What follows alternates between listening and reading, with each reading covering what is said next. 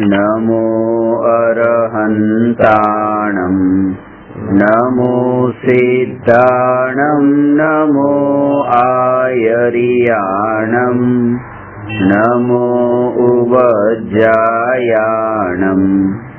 नमो लोये सव्वसाहूणम्।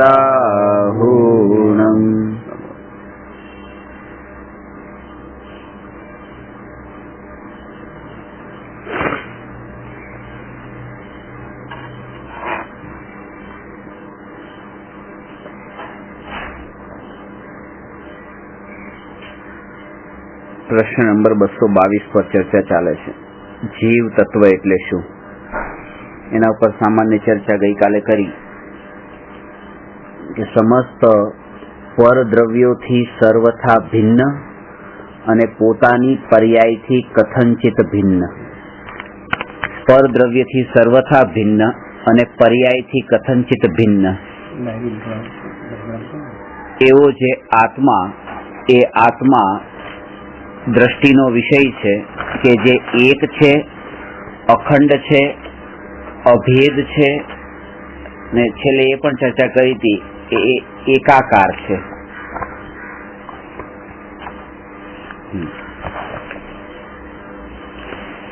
ए आत्मा स्व छे अने ए सिवायना आ जगतमां जेटला पुद्गल, धर्म, अधर्म, आकाश अने काल ए 5 द्रव्य, ए 5 द्रव्यना गुणो अने ए 5 द्रव्यनी त्रिकाळवर्ती पर्यायो ए बधुं ज अजीव तत्व छे। साथे साथे आ जगतमां पोताना आत्मा सिवायना जेटला पण परजीव छे एना बधाना गुणो अने एनी अनंतानंत त्रिकाळवर्ती पर्यायो ए पण अजीव तत्व छे। अने एनुं कारण छे के जेवी रीते कोई वस्तु ए सुख अने दुखनुं कारण नथी, एवी ज रीते बीजानी पर्याय पण पोताना सुख के दुखनुं कारण नथी। महावीर भगवान शास्त्र में आवे छे के मोक्ष प्रगट थता आनंद प्रगटे छे। मोक्ष तत्व आनंददायक छे, ए निराकुल छे, ए सुखदायक छे, एवा घणा बधा विशेषणो मोक्षना संबंधमां आवे छे। हवे महावीर भगवाननो जे मोक्ष छे ए मोक्ष जो खरेखर मारा माटे मोक्ष तत्व होय तो ए मोक्ष तो थई चुक्यो छे, मळी चुक्यो छे, तो मने आनंद थोड़ो तो अंशे आववो जोईए पण आनंद नथी आवतो। એટલા માટે કે જેમ અહીંના પડેલા જે પદાર્થો, ભૌતિક પદાર્થો છે એ મને સુખ આપતા નથી, એવી જ રીતે મહાવીર ભગવાનને પ્રગટ થયેલો મોક્ષ પણ મને સુખ આપતો નથી। એટલા માટે જે કેટેગરીમાં અહીંના પૂતગલોને રાખવામાં આવ્યા છે એ જ કેટેગરીમાં મહાવીર ભગવાનના મોક્ષને પણ રાખવામાં આવ્યો છે, અજીવ તત્વમાં રાખવામાં આવ્યો છે। અને આ બંને વાત બતાવે છે કે આ સ્વ અને પર, કારણ કે જે દ્રષ્ટિનો વિષયભૂત જે આત્મા છે એ સ્વ અને એ સિવાયનું જે આખું જગત છે એ પર। અસ્થિ અને નાસ્તિની બંનેની વાત અહીંયા કરવામાં આવી છે કે હું આ છું અને આ નથી। અને જ્યારે એક વાક્ય આપણે બોલીએ છીએ કે હું આ છું, પછી નથી વાળું વાક્ય બોલવાની શું જરૂર છે?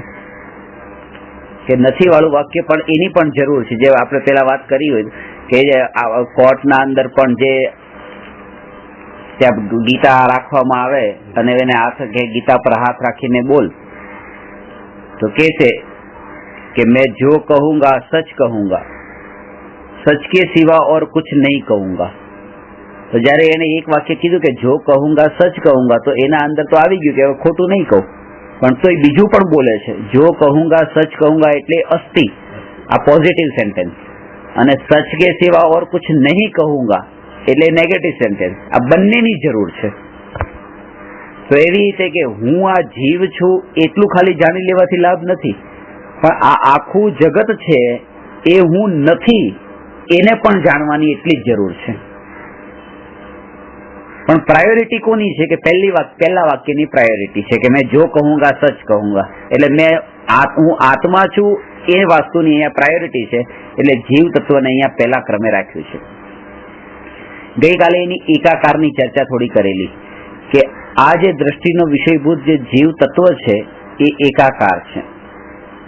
એકાકાર છે એટલે કે જ્ઞાનાકાર છે, એ જ્ઞેયાકાર નથી. અનેક જ્ઞેયોને જાણીને પણ પોતે અનેક રૂપ થતો નથી, અને જ્ઞેય અનેક જ્ઞાનમાં ગયા હોવા છતાં પણ જ્ઞેય પણ અનેક રૂપ થઈ જતા નથી. આ બે વાત સમજવાની. પહેલી વાત કે અનેક જ્ઞેયોને જાણીને આત્મા અનેકાકાર થઈ જતો નથી. એનું જ્ઞાન જે છે એ જ્ઞાન કોઈ પણ જ્ઞેયને જાણે તો એ જ્ઞાનનું મૂલ્ય વધતું કે ઘટતું નથી. એ દરેકે દરેક જ્ઞાનની અવસ્થા પોતે એક સરખી રહી છે.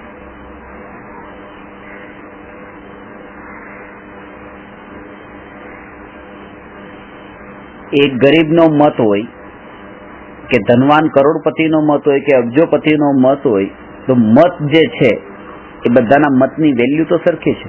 ભલે આમ બહારની દ્રષ્ટિએ એમાં ફરક હોય કે કોઈ 1000પતિ છે, કોઈ લખપતિ છે, કોઈ કરોડપતિ છે, કોઈ અબજોપતિ છે, પણ મતની વેલ્યુ દરેકની એક સરખી છે.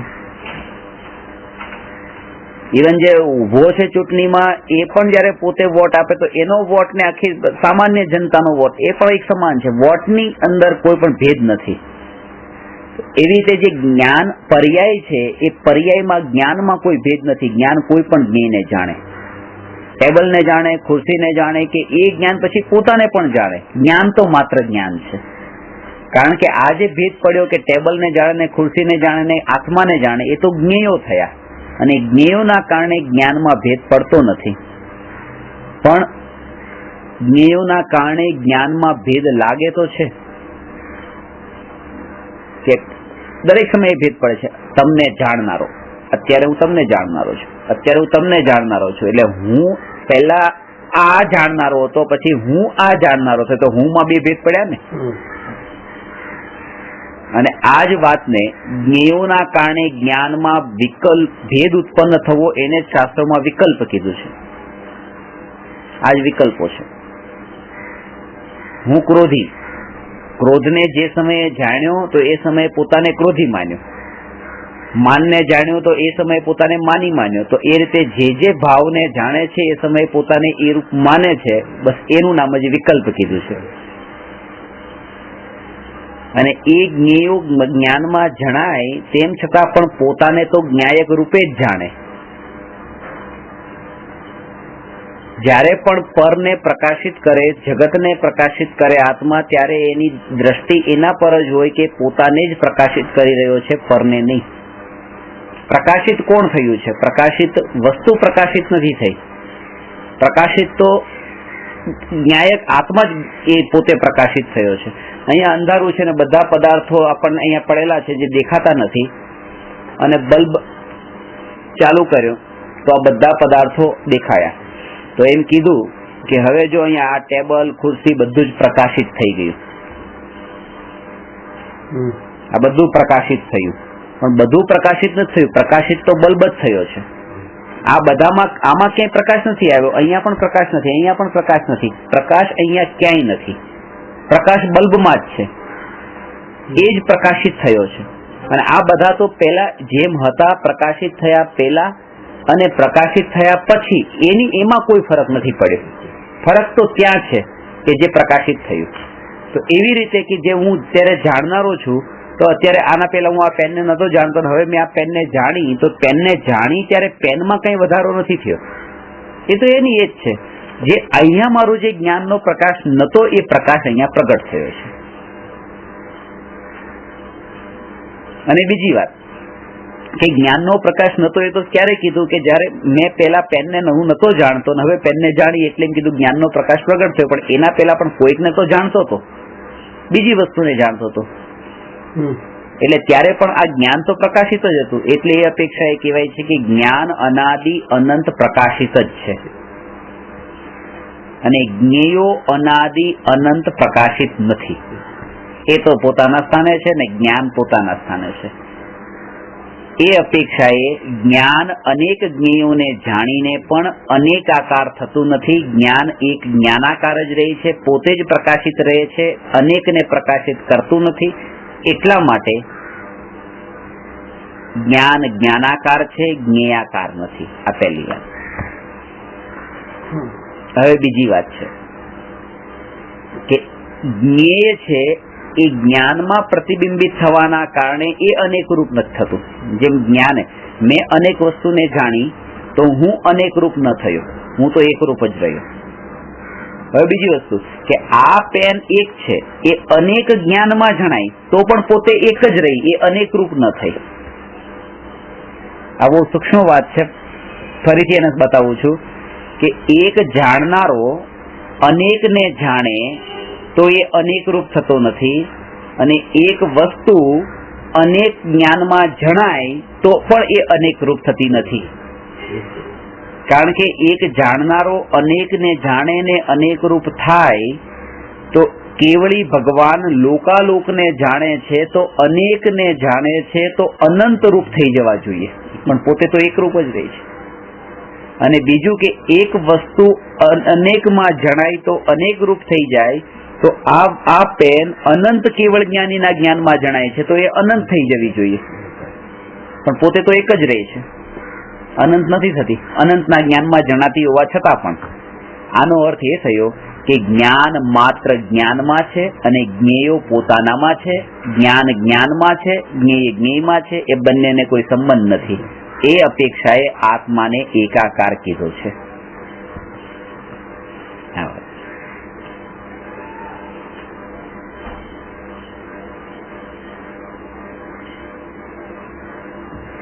એ આત્મા અખંડ અને અભેદ, પ્રદેશોની અપેક્ષાએ એ અખંડ છે અને ગુણોની અપેક્ષાએ એ અભેદ છે. આ વાત પણ સમજવાની છે કે આત્મા એક છે, એના પ્રદેશો અસંખ્ય છે અને ગુણો અનંત છે. પ્રદેશ અસંખ્ય છે અને ગુણો અનંત છે. અને અસંખ્ય પ્રદેશો જે છે એ અસંખ્ય પ્રદેશો કીડીના હોય કે હાથીના હોય, બધાના એક સમાન છે. અસંખ્યની ક્વોન્ટિટીમાં કોઈ ફરક નથી. સંકોચ વિસ્તારમાં ફરક હોય પણ અસંખ્ય પ્રદેશોમાં કોઈ ફરક નથી. લોક પ્રમાણ એવા કેવળી ભગવાન, જે કેવળી સમુદ્ઘાતના કાળે કેવળીનો આત્મા આખા લોક પ્રમાણ થાય છે, સ્પ્રેડ થઈને. એ કર્મની જે સ્થિતિ છે, આયુ કર્મની અને બાકીના 3 કર્મ, વેદનીય, નામ અને ગોત્ર, એની ઇક્વલ થાય એના માટે એ લોકના અંદર બધા પ્રદેશોમાં એ આત્મા સ્પ્રેડ થાય છે. એને કેવળી સમુદ્ઘાત કહેવાય છે. આત્મા શરીરની બહાર નીકળે છે, શરીર શરીરમાં જ હોય. અત્યારે પણ અહીંયા બેઠા છીએ અને અહીંયાથી આત્મા બહાર નીકળે થોડો, એવું બની શકે. એનું નામ શાસ્ત્રમાં સમુદ્ઘાત કીધું છે કે મૂળ શરીરને છોડ્યું ન હોય. શરીરના અંદર તો આત્મા હોય જ, અને શરીરની બહાર પણ એક્સ્ટ્રા પણ નીકળેલો હોય, એવી આત્માની સ્થિતિનું નામ સમુદ્ઘાત છે. આગળ પ્રકરણ આવશે. કલીનો જે પૂછ હોય બસ એ જ. પણ એ સમુદ્ઘાત છે એ બધા નહીં કરી શકે. હા, બધા એ તો એની યોગ્યતા. અલગ અલગ એવા 7 પ્રકારના સમુદ્ઘાત હોય છે. એમ ગરોળીની પૂંછડી છે તો ગરોળીની પૂંછડીને કપાતા, એવી રીતે જેમ અહીંયા પૂંછડીમાં પણ આત્મા છે, ગરોળીના શરીરમાં પણ આત્મા છે. તો એવું નથી કે આત્માના 2 ટુકડા થઈ ગયા છે. આત્મા તો એક જ છે, ખાલી એ સ્પ્રેડ થયો છે. એ વચ્ચેનો જે સ્પેસ છે પૂંછડી અને શરીર વચ્ચેનો, ત્યાં પણ આત્મા તો છે જ. બસ એ ત્યાં જે આત્મા છે બસ એ સમુદ્ઘાત છે. વેદના સમુદ્ઘાત, કષાય સમુદ્ઘાત, મારણાંતિક સમુદ્ઘાત, કેવળી સમુદ્ઘાત, આ 7 પ્રકારના સમુદ્ઘાત હોય છે. પણ કહેવાનો અર્થ એ છે કે આત્મા લોક પ્રમાણ થાય તો પણ અસંખ્યાત પ્રદેશી છે, અને નિગોદની પર્યાયમાં હોય તો પણ અસંખ્યાત પ્રદેશી છે. અસંખ્ય પ્રદેશ હોવા છતાંય આત્મા અસંખ્ય રૂપ નથી થતો, એક રૂપ રહે છે. અહીંયા એ વાત સમજવાની છે. ત્યાં પ્રદેશનો ભેદ નથી રહેતો. ત્યાં પ્રદેશનો ભેદ નથી. એ પ્રદેશનો ભેદ તો આપણને ઉત્પન્ન થાય છે એટલે જ એને વિકલ્પ કીધો છે, બાકી ત્યાં પ્રદેશનો ભેદ નથી. ભારત દેશ અનેક પ્રદેશોમાં વિભાજિત છે. તો ભારતમાં અનેક પ્રદેશ છે કે નહીં? કે માનો કે ભારતમાં 30 રાજ્ય છે, તો 30 રાજ્યમાં 30 પ્રદેશોમાં ભારત વિભાજિત છે. પણ જ્યારે આપણે સૂક્ષ્મ દ્રષ્ટિએ જોઈએ તો એ 30 પ્રદેશોમાં કોઈ પણ પ્રદેશ ઉપર તમે હો તો એ દરેક પ્રદેશ ઉપર ભારત છે. ગુજરાતનો પ્રદેશ હોય કે રાજસ્થાન હોય કે મહારાષ્ટ્ર હોય, ભારત તો છે જ. તો જ્યારે ભારતના દ્રષ્ટિકોણથી જોઉં છો ત્યારે આ બધા પ્રદેશો પછી એમાં કોઈ ભેદ નથી, બધા જ ભારત છે. એટલે અનેક પ્રદેશ છે કે નહીં કે છે એ વાત સાચી છે, પણ જ્યારે આ દ્રષ્ટિથી જોઈએ છે ત્યારે તો પછી એક જ છે. અનેક પ્રદેશ વાળો હોવા છતાં પણ એ દેશ એક છે. એવી રીતે આત્મા અસંખ્ય પ્રદેશ વાળો હોવા છતાં પણ એ એક અખંડ દ્રવ્યની અપેક્ષાએ તો એક જ છે. અને એનું જે વેદન છે એ વેદન પણ સમસ્ત પ્રદેશોમાં છે. હાથમાં જયારે સુઈ વાગે છે તો જે જગ્યાએ આપણને વાગીને આ કટ થયું ને તો દુઃખ અહીંયા નથી થતું, દુઃખ એ પ્રદેશ ઉપર નથી થતું. આત્મા બધા પ્રદેશોના અંદર ત્યાં દુઃખનું વેદન થાય છે. કારણ કે અહીંના પ્રદેશોમાં અહીંયા દુઃખ થાય અને મોઢામાં મીઠાઈ હોય ત્યાં સુખ થાય, તો એક એક સમયના અંદર બધી અલગ અલગ પ્રદેશમાંથી અલગ અલગ પ્રકારના ભાવોનો અનુભવ કરે. એનો તો ઉપયોગ જ એક સમયમાં એક જગ્યાએ જાય છે. એટલે જયારે એનું અટેન્શન જયારે અહીંયા ગયું છે ત્યારે તો ત્યાં બાકીના શરીરની કોઈ પણ સ્થિતિમાં એનું અટેન્શન નથી. એના દરેકે પ્રદેશમાં એને દુઃખનું વેદન થાય છે. મીઠાઈ મોઢામાં મૂકતા જે આનંદનું વેદન થાય છે જીભમાં નથી થતું. અહીંયા જ્યાં પણ આ આત્મા બધે આખા શરીરમાં વ્યાપ્ત છે, આખા આત્મામાં આનંદની અનુભૂતિઓ થાય છે. તે પકડમાં નથી આવતો. આપણને આપણી દ્રષ્ટિ ઇન્દ્રિયો ઉપર છે, મીઠાઈ પર છે, જીભ પર છે, એટલા માટે આપણને અહીંયા જ મીઠું મીઠું લાગે છે.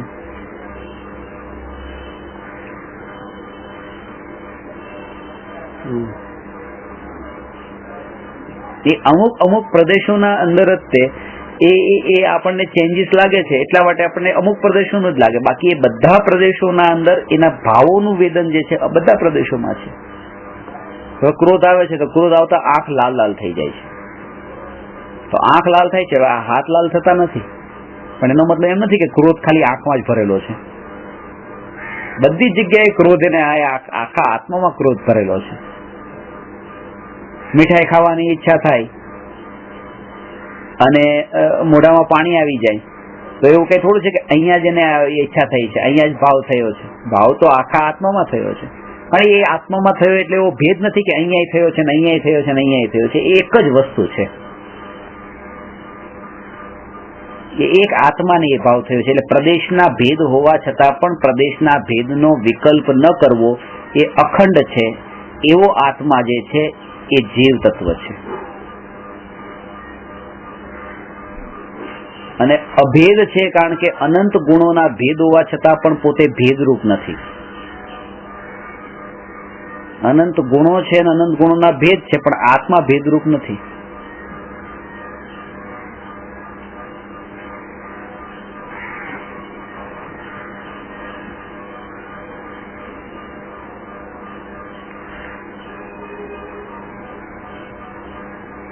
ભારતે કીધું છે કે અમે પણ હવે પરમાણુ બોમ્બ બનાવશું. તો ભારતે કીધું કે પરમાણુ બોમ્બ બનાવશું, તો ભારતના અંદર આખું ભારત તો કેવા નતું ગયું કે અમે બનાવશું. ભારતમાં તો હવે તો 125 કરોડ લોકો રહે છે, તો બધા તો બોલતા નથી કે અમે પરમાણુ બોમ્બ બનાવશું. ને ભારત કોઈ ખાલી એક વ્યક્તિનું નામ ભારત નથી. મનમોહન સિંહ એક બોલે અને એમ કહેવાય કે ભારતે કીધું છે કે અમે પરમાણુ બોમ્બ બનાવશું. બોલનાર તો એક છે, પણ જયારે એ બોલે છે ત્યારે એના અંદર આખું ભારત અભેદ રૂપે છે. એમાં ભેદ નથી. બધાનું એકપણું છે. એમાં આખું ભારત આવી જાય છે એમાં. એટલે જયારે આપણે એમ કહીએ કે આત્મા, તો આત્મા કહેતા ખાલી એક જ્ઞાન નહીં, દર્શન નહીં, સુખ નહીં, અનંત ગુણોનો પિંડ એ આત્મા. આત્મા શબ્દમાં જ બધું ગર્ભિત છે. એકમાં અનેકનું એકપણું જે છે ત્યાં એવો ભેદ નથી, ત્યાં વિકલ્પ નથી.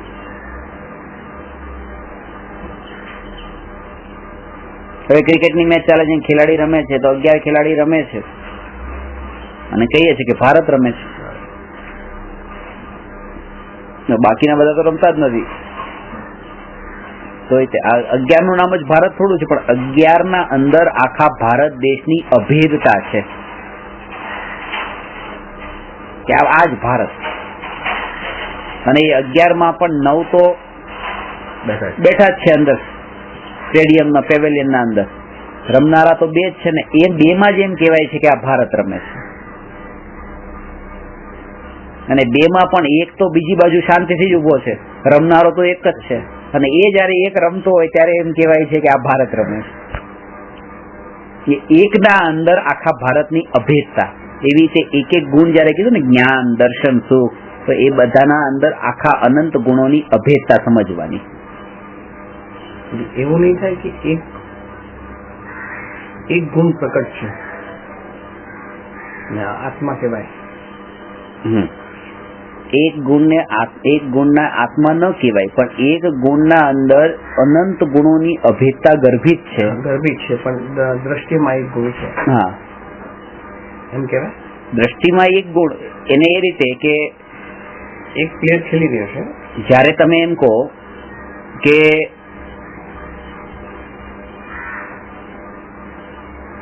આ એક ખેલાડી છે, મહારાષ્ટ્રીયન છે અને એ ગુજરાતી છે, તો મહારાષ્ટ્રીયન છે અને ગુજરાતી છે એ ભેદ બરાબર છે. ક્યાં સુધી કે જ્યાં સુધી કોઈ બીજો દેશ નથી ત્યાં સુધી. અંદર હોય ત્યારે ભેદ કરાય, પણ જયારે બીજો કોઈ પક્ષ આવ્યો કે પૂતગલનો પક્ષ આવ્યો ત્યારે તો પછી આ જ્ઞાન દર્શનના ભેદ નહીં, ત્યારે પછી અભેદ. બાકી તો જ્ઞાનનું કામ જ્ઞાન જ કરે છે, અને જ્ઞાનને આખો આત્મા ન કહેવાય. દર્શનનું કામ દર્શન જ કરે છે, આંખનું કામ આંખ જ કરે છે, કાનનું કામ કાન જ કરે છે.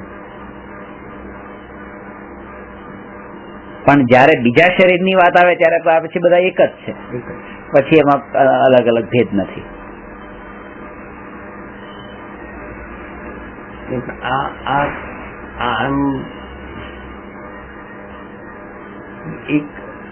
એક ગુણ પકડમાં આવે છે, 2 ગુણ એટ એ ટાઈમ પકડમાં નથી આવે.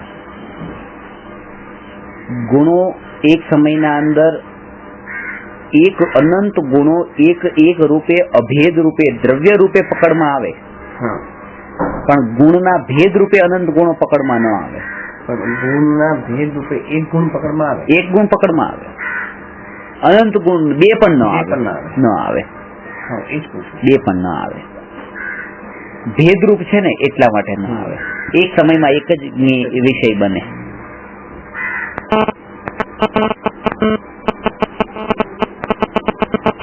એટલે જયારે આપણે આમ જોઈએ છીએ કે ગોળ છે તો ગોળ પીળો પણ છે, મીઠો પણ છે, સુગંધિત છે, ચીકણો છે.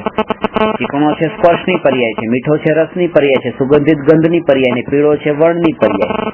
આ ચારેય એક સાથે છે. અને ત્યારે આપણને એમ લાગતા હોય કે આપણે એક સાથે અનુભવ કરીએ છીએ, પણ એમ નથી. એ જે સમયે રસનો અનુભવ કર્યો એ સમયે એનો સ્પર્શ, ગંધ, વર્ણ આ બધું અનુભવ એનો નથી થતો. એ જે આપણે વાત કરી હતી કે થિયેટરમાં પિક્ચર જોતી વખતે આપણને જે ભાવ થાય છે કે હું આ પોપકોર્ન પણ ખાઉં ને આ એર કન્ડિશનનો સ્પર્શ પણ ભોગવું ને પરફ્યુમનો ગંધ પણ ભોગવું ને તેનું ચિત્ર પણ ભોગવું ને દ્રશ્ય પણ, આવા ડાયલોગ્સ પણ સાંભળી એને પણ ભોગવું, 5 ઇન્દ્રિયને ભોગવું, પણ નથી થતું. થાય તો એક સમયમાં એક જ જ્ઞેયનું જ્ઞાન થાય છે, ભોગ એકનો જ થાય છે. પકડમાં નથી આવતું. ત્યાં એ વાત કરી હતી કે એ પણ કર્મ 5 ના બંધાય છે, કે ભાવના તો એની એવી છે કે બધું ભોગવી લો.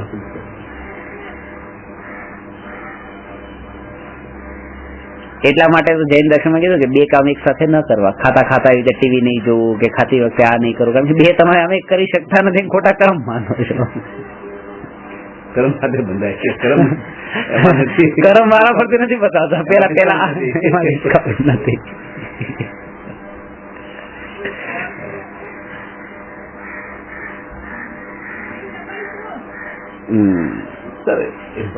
આપડે દુઃખનું વેદન જે થાય, આ કપાય તો શરીર છે, દુખે છે તો કે આ પેટ દુખે છે કે આંખ દુખે છે કે આ હાથ દુખે છે, પણ આમાં વેદન આત્મામાં બંને જુદા છે, તો આત્મામાં વેદન કેમ આવે?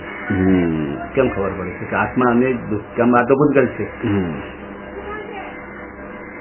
એનું શું પ્રોસેસ, કેવી રીતે છે? આત્મા, આ શરીર પૂતગલ છે, કપાય છે અને દુઃખ પણ થાય છે. એનું કારણ એ છે કારણ કે એને જ્યારે શરીર કપાણું છે ત્યારે એ સમયે એવી અનુભૂતિપૂર્વક અનુભવ્યું છે કે હું કપાણું, હું કપાણો એવી અનુભૂતિ એના દુઃખનું કારણ બને છે. આ કપાણું શરીર એ દુઃખનું કારણ નથી બનતું. મને વાગ્યું, આ વાગ્યું એ દુઃખનું કારણ નથી બનતું. જ્યારે એને એવી અનુભૂતિ થાય છે કે આ મને થયું, ત્યારે જ એને દુઃખ થાય છે. એટલે મેં તમને વાત કરી હતી કે જયારે પગમાં એ છોકરાને રમતી વખતે એનો લોહી નીકળ્યું હતું ત્યારે એને દુઃખ નથી થતું, કારણ કે ત્યારે એવો વિકલ્પ નથી ઉઠતો કે મને આ વાગ્યું. અને જયારે પણ એના પર ધ્યાન જાય કે મને વાગ્યું, એ મને વાગ્યું એવું એ હું પણ છે ને શરીરનું, એ દુઃખનું કારણ બને છે. એટલે દુઃખનું કારણ તો શરીરનું કપાવવું છે જ નહીં. દુઃખનું કારણ તો પોતાની મિથ્યા માન્યતા જ છે કે આ હું કપાણો, બસ આવી માન્યતાના કારણે જ દુઃખ થાય છે.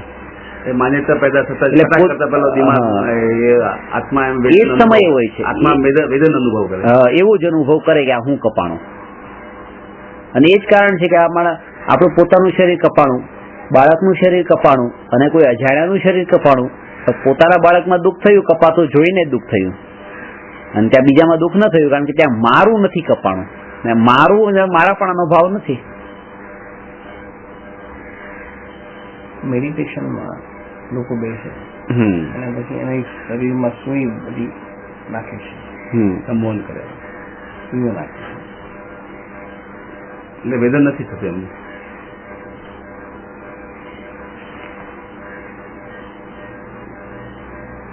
હોઈ શકે એ તો એ જે શરીરની સ્થિતિ પર ધ્યાન ન જવું ને શરીર તરફ દ્રષ્ટિ ન જવી, એ તો હઠયોગીઓ પણ કરતા હોય છે બધી વિદ્યાઓ સાધીને.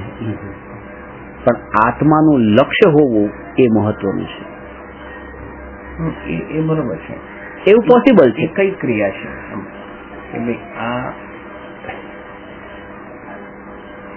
જેવી રીતે તમે અમુક દર્શન ધર્મમાં જોવું ને કઈ રીતે શરીરને, પોતાના શરીરને પીડા પહોંચાડે, કષ્ટ પહોંચાડે, એ લોકોને એનું દુઃખ ન થાય. આ પાછળથી એવી રીતે પોતાના શરીર પર આવી રીતે કરીને આંકડાથી ઊંચા કરેલા હોય ને એ બધું. આ મુસ્લિમો તો એ ત્યાં રમઝાનમાં કરે છે ને, તાજે પોતાના શરીરને એ રીતે ચીરી નાખે છે, કઈ નથી થતું. એક પ્રકારની તમારું શ્રદ્ધાનું સમર્પણ જ્યાં હોય ને ત્યાં તમને એ દુઃખ ન દેખાય. શ્રદ્ધા તમારી એટલી હોય ત્યારે તમારું અટેન્શન જ એના તરફ ન જાય. આ પ્રૂવ થઈ ગયું ને કે શરીરને નથી થતું, જે થાય આત્માને અનુભવથી જ થાય છે. અનુભવ એ વખતે એને અનુભવ કર્યો કે મન નથી થયું, એને નથી થયું, એને દુઃખ ના થયું, વેદન ના થયું. શ્રદ્ધા મારાપણું જે છે ને એક જ વસ્તુ છે, બીજા પડખામાં આત્મા જોઈએ. કેટલો ભાવ આ ત્યાં ઉપરથી નીચે ઉતર્યા, 3 દાદરા નીચે ઉતર્યા છે ને આપણું પાકેટ ના ઘરે ભૂલી ગયા છીએ, તો પાછા ઉપર ચડ્યા. એવું લાગ્યું જ નહીં કે મેં કઈ ઉપકાર કર્યો. અને નીચે ઉતર્યા અને ખિસ્સામાં પૈસા નતા, ભિખારીએ કીધું 2 રૂપિયા આપું, આપણે ઉપર ચડ્યા અને પાછા લઈને આવ્યા અને એને 2 રૂપિયા આપ્યા. એમ લાગ્યું જો મેં કઈ કેટલું કામ કર્યું, એના માટે સ્પેશિયલ ચડ્યો. ત્યાં કેટલો પ્રકૃતિનો ભાવ ઉભો થાય છે, કે કેવો અહંકાર ભાવ ઉભો થાય છે. કારણ કે ત્યાં બીજાના માટે, ત્યાં મારું કઈ હતું નહીં, મારું નતું, ત્યાં અહંકાર થયો. આ તો મારા માટે કર્યું છે. ત્યાં શ્રદ્ધા સમર્પિત હોય છે, ત્યાં દુઃખ નથી દેખાતું. જ્યાં શ્રદ્ધા હોય છે, જ્યાં મારાપણું હોય છે, જ્યાં પોતાનું અહમપણું હોય છે કે આ હું છું, ત્યાં પછી એને દુઃખ નથી લાગતું. એ જ કારણ છે ત્યાં પણ એ ક્રિયામાં એ જ પ્રોસેસ થતો હશે. આ જ મારાપણનો ભાવ કાઢી નાખે એ પર્ટિક્યુલર વસ્તુ માટે, પર્ટિક્યુલર આગ ઉપર ચાલે કે પર્ટિક્યુલર વસ્તુ માટે એ ટાઈમમાં તો એ પ્રૂવ થઈ ગયું કે આ વેદન આત્માને નથી થતું, ભાવોને વેદન થાય. અને બીજું કંઈક એની પાછળ પણ એને લક્ષ્ય કંઈક બીજું હોય, તો એ સમયે એના ઉપર ચાલવા પણ તૈયાર થઈ જાય છે. લક્ષ્યની શ્રદ્ધા એવી હોય ને, બિલીફ. હવે એક આતંકવાદીને કીધું કે ભાઈ તું આવી રીતે બધાને ગોળીઓ માર, તું છે ને જન્નતમાં જઈશ.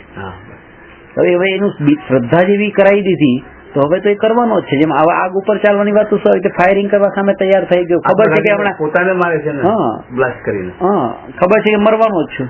વર્લ્ડ ટ્રેડ સેન્ટરમાં ખબર છે કે વિમાન લઈને ઘૂસે છે તો મરવાનો જ છે, ખબર જ છે. હવે આટલી આવી હિંમત ક્યારે આવી એનામાં? કારણ કે એને એવી રીતે બ્રેઇન વોશ કર્યું કે ભાઈ તું આવી રીતે કરીને આમ કરીશ તો તારું આમ થશે. એક જ વારનું દુઃખ છે, ત્યાં આનંદ સુખ છે તારે. હા બસ એમને એવી રીતે તૈયાર કરે. મોક્ષ નું સુખ નું કેવી રીતે છે, આનંદ સુખ છે, એવી રીતે એમને એમ બતાવે કે ત્યાં આનંદ સુખ છે, ભાઈ તારે પછી ટળી જશે. હું એટલું તો માનું છું કે આપણે એના જેવાય નથી, કારણ કે એને કીધું કે ભાઈ ચરણ છૂટે કોશિશ કરી, આપણે નથી કરતા. આપણને બતાવવામાં આવે કે મોક્ષમાં તો એ જીવ ક્યારે પણ થાય તો આવું પુરુષાર્થ કરી શકે, આ મોક્ષમાં જવાનો પુરુષાર્થ. હિંમત છે એ જીવમાં એટલે તાકાત છે, બલ છે. એ તો રાઈટ ડાયરેક્શન નતું. હા, ડાયરેક્શન નથી હોય તો એ કરી શકે, ગમે તેવા પરીક્ષા સહન કરી શકે. મોટા ભાગે એ જ હોય છે, જેની પાસે હિંમત હોય છે ઊંધા રસ્તે હોય છે, જેને સીધા રસ્તે ચાલે છે એની હિંમત નથી. હિંમત હોય એ જ ઊંધા રસ્તે ચાલી શકે, નહીં તો કેવી રીતે ચાલે છે?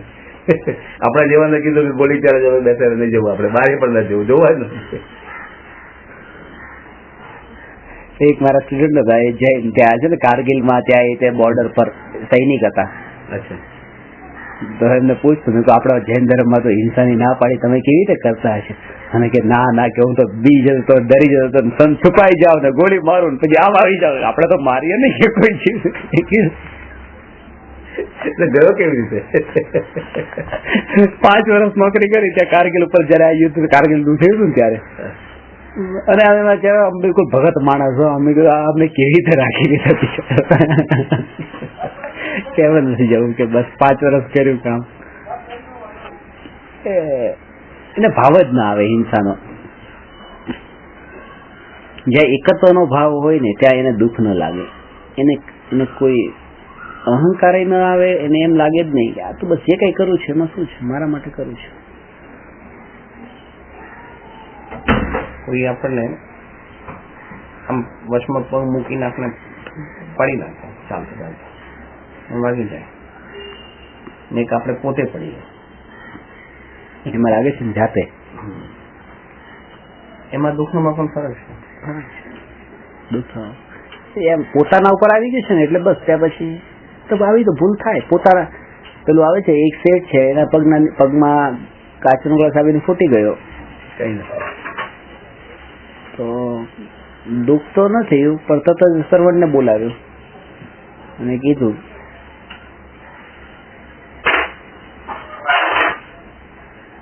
કે આવી રીતે રસ્તા પર વચ્ચે ગ્લાસ મૂકે છે, અહીંયા મુકાતો હશે, એનો દોષ કાઢ્યો. એવા પેલા એવું થયું કે નોકરથી ફૂટ્યો, તરત જ કીધું જોઈને ચાલતો, જોઈને ચાલવું જોઈએ ને. તો જયારે નોકરથી ફૂટે છે ત્યારે એને એમ કહે છે કે તારે જોઈને ચાલવું જોઈએ, જયારે પોતાનાથી ફૂટે છે ત્યારે કહે છે કે અહીંયા વચ્ચે કેમ મૂક્યો.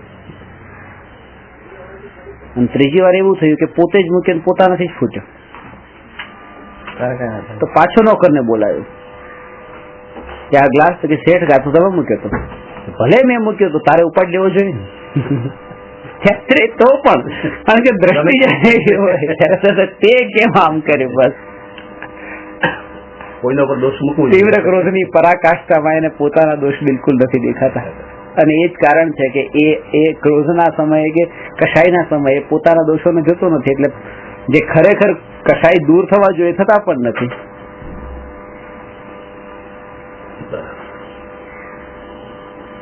એટલે જે લખ્યું છે કે આત્મા અનંત ગુણોનો સ્વામી છે. અનંત ગુણો કીધા ને, અનંત ગુણોનો પિંડ છે, ઘન પિંડ છે. તેમ છતાં પણ આત્માની દ્રષ્ટિ અનંત ગુણો તરફ નથી જતી, અનંત દોષો તરફ જાય છે. અને એ દોષો પણ પોતાના નહીં, બીજાના. કારણ કે પોતાના દોષો તરફ દ્રષ્ટિ જાય તો દોષ ન રહે, ગુણ થઈ જાય. કારણ કે એ જ મોટો ગુણ કે દોષ ઉપર દ્રષ્ટિ કે.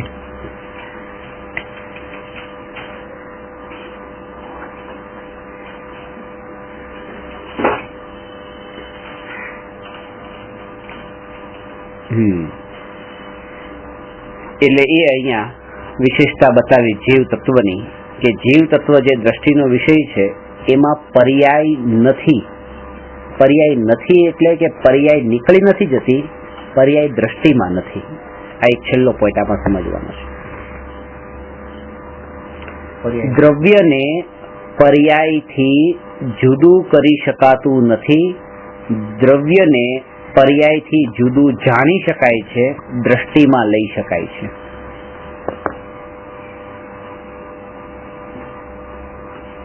એટલે કે જેને પર્યાય પર્યાય પર્યાય શબ્દ સાંભળવો પણ ન ગમતો હોય ને એકલું દ્રવ્ય પર્યાય પર ધ્યાન નહીં, પર્યાય તો હશે જ. જ્યારે પણ તમારી પાસે દ્રવ્ય આવશે ત્યારે પર્યાય સાથે જ આવશે. પર્યાય સહિત જ હોય. પર્યાય સાથે જોવાનું છે ને પર્યાયથી જુદું જોવાનું છે. હશે પર્યાય સાથે. એ સોનાની વીટી, એ સોનું વીટીની પર્યાય સાથે જ આવશે, એ બંગડીની પર્યાય સાથે આવશે. કોઈને કોઈ એની અવસ્થામાં પડ્યું હશે, રસ્તામાં જતા સોનું પડ્યું છે, કોઈને કોઈ અવસ્થામાં જ હશે, તો અવસ્થા વગરનું સોનું હશે જ નહીં. પણ હવે તમારે શું કરવાનું છે કે જ્યારે પણ જો એને તમારે લેવું હોય તો એને એ પર્યાયથી જુદું જોવું કે આ સોનું છે એટલું માત્ર જો. ત્યાં પછી પર્યાયનો મોહ નહીં રાખો, નહીં મારે તો વીટીની જરૂર હતી, હું ક્યાં બંગડી પહેરું છું, ભલે પડ્યું એમ નહીં. ત્યાં પછી એ બંગડીને વીટીને બધું ગૌણ, ત્યાં તો સોનું જ દ્રષ્ટિમાં છે એટલા માટે સોનાને લઈ લે છે. પછી એ વીટી હોય બંગડી હોય એને ફરક નથી પડતો. એટલે પર્યાયની સાથે હોવા છતાં પણ પર્યાયથી જુદું જ એ દ્રષ્ટિમાં લે છે. એવી રીતે કે જ્યારે પણ તમે મારી સાથે આવશો, મારી સામે આવશો, ત્યારે મારી સામે તમે તમારા શરીરને ઘરે મૂકીને નહીં આવો, પર્યાયને સાથે લઈને જ આવવાના છો. તમારા રાગ દ્વેષને ત્યાં મૂકીને નહીં આવો, સાથે લઈને જ આવશો. તો જ્યારે પણ દ્રવ્ય સામે આવશે ત્યારે પર્યાય સાથે જ આવશે, પણ પર્યાયથી જુદું એને શુદ્ધ આત્મા તરીકે જોવાનું છે. એનું નામ દ્રવ્ય દ્રષ્ટિ છે. અને આપણી પહેલી કોશિશ એ જ હોય છે, એક કામ કરો, તમે થોડા રાગ દ્વેષ ઘટાડી દો, તમારા થોડા ક્રોધમાં માલો ઘટાડી દો. અરે બીજાને ઘટાડ, દ્રવ્ય દેખાય, દ્રવ્ય દેખાય. આ રીતે કોઈને દ્રવ્ય આજ સુધી દેખાડવું નથી. અશુદ્ધ પર્યાયના કાળે જ અશુદ્ધ પર્યાયથી જુદો દ્રવ્યનો અનુભવ જેને કર્યો એને શુદ્ધ દ્રવ્ય દેખાણું છે.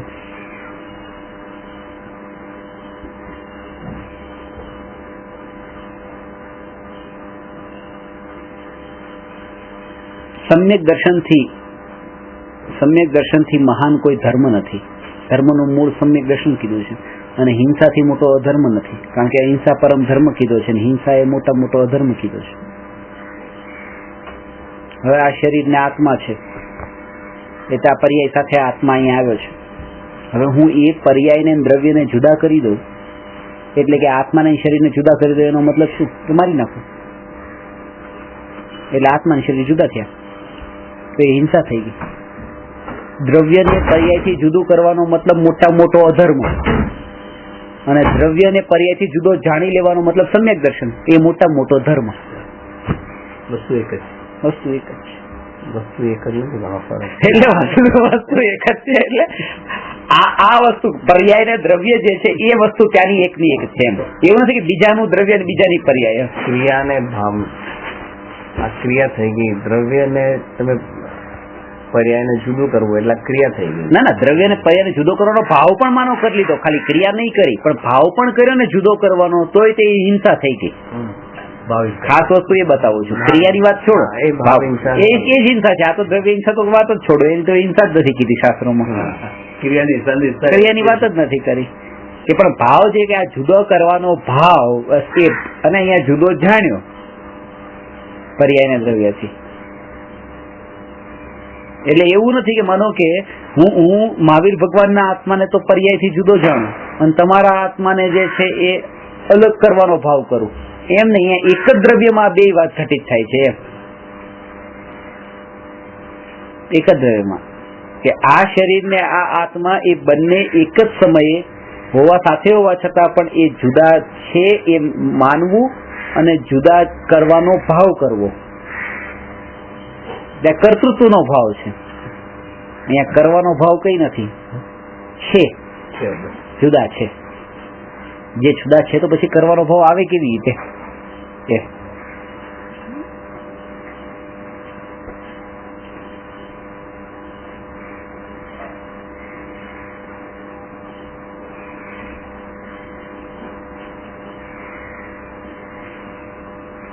એટલે પર્યાયની એલર્જી નહીં રાખવી. જેને પર્યાયની એલર્જી છે કે પર્યાય જોઈએ જ નહીં, પર્યાય જોઈએ જ નહીં, પર્યાય એમ દુઃખી થાય, એ પામે જ નહીં. દ્રવ્ય આત્મા, શુદ્ધાત્મા. અરે શુદ્ધાત્મા દ્રવ્ય બરાબર છે, પણ એ જયારે પણ તમારી સામે આવશે ત્યારે પર્યાય સાથે જ આવશે. મહાવીર ભગવાનને આજ પર્યાય જ પૂજાય છે. પર્યાયની જ પૂજા કરીએ છીએ આપણે. અને પ્રાથમિક ભૂમિકામાં તો એ પર્યાયની પૂજા કરીને ભક્તિ કરીને તો મહિમા આવી છે કે આવી પર્યાય મને પ્રગટ થાય એટલે તો મારે દ્રવ્યમાં લીન થવું છે. એટલે આધાર તો પર્યાયનો જ છે. આલંબન જે છે લક્ષ્ય આલંબન દ્રવ્યનું છે, આશ્રય દ્રવ્યનો છે.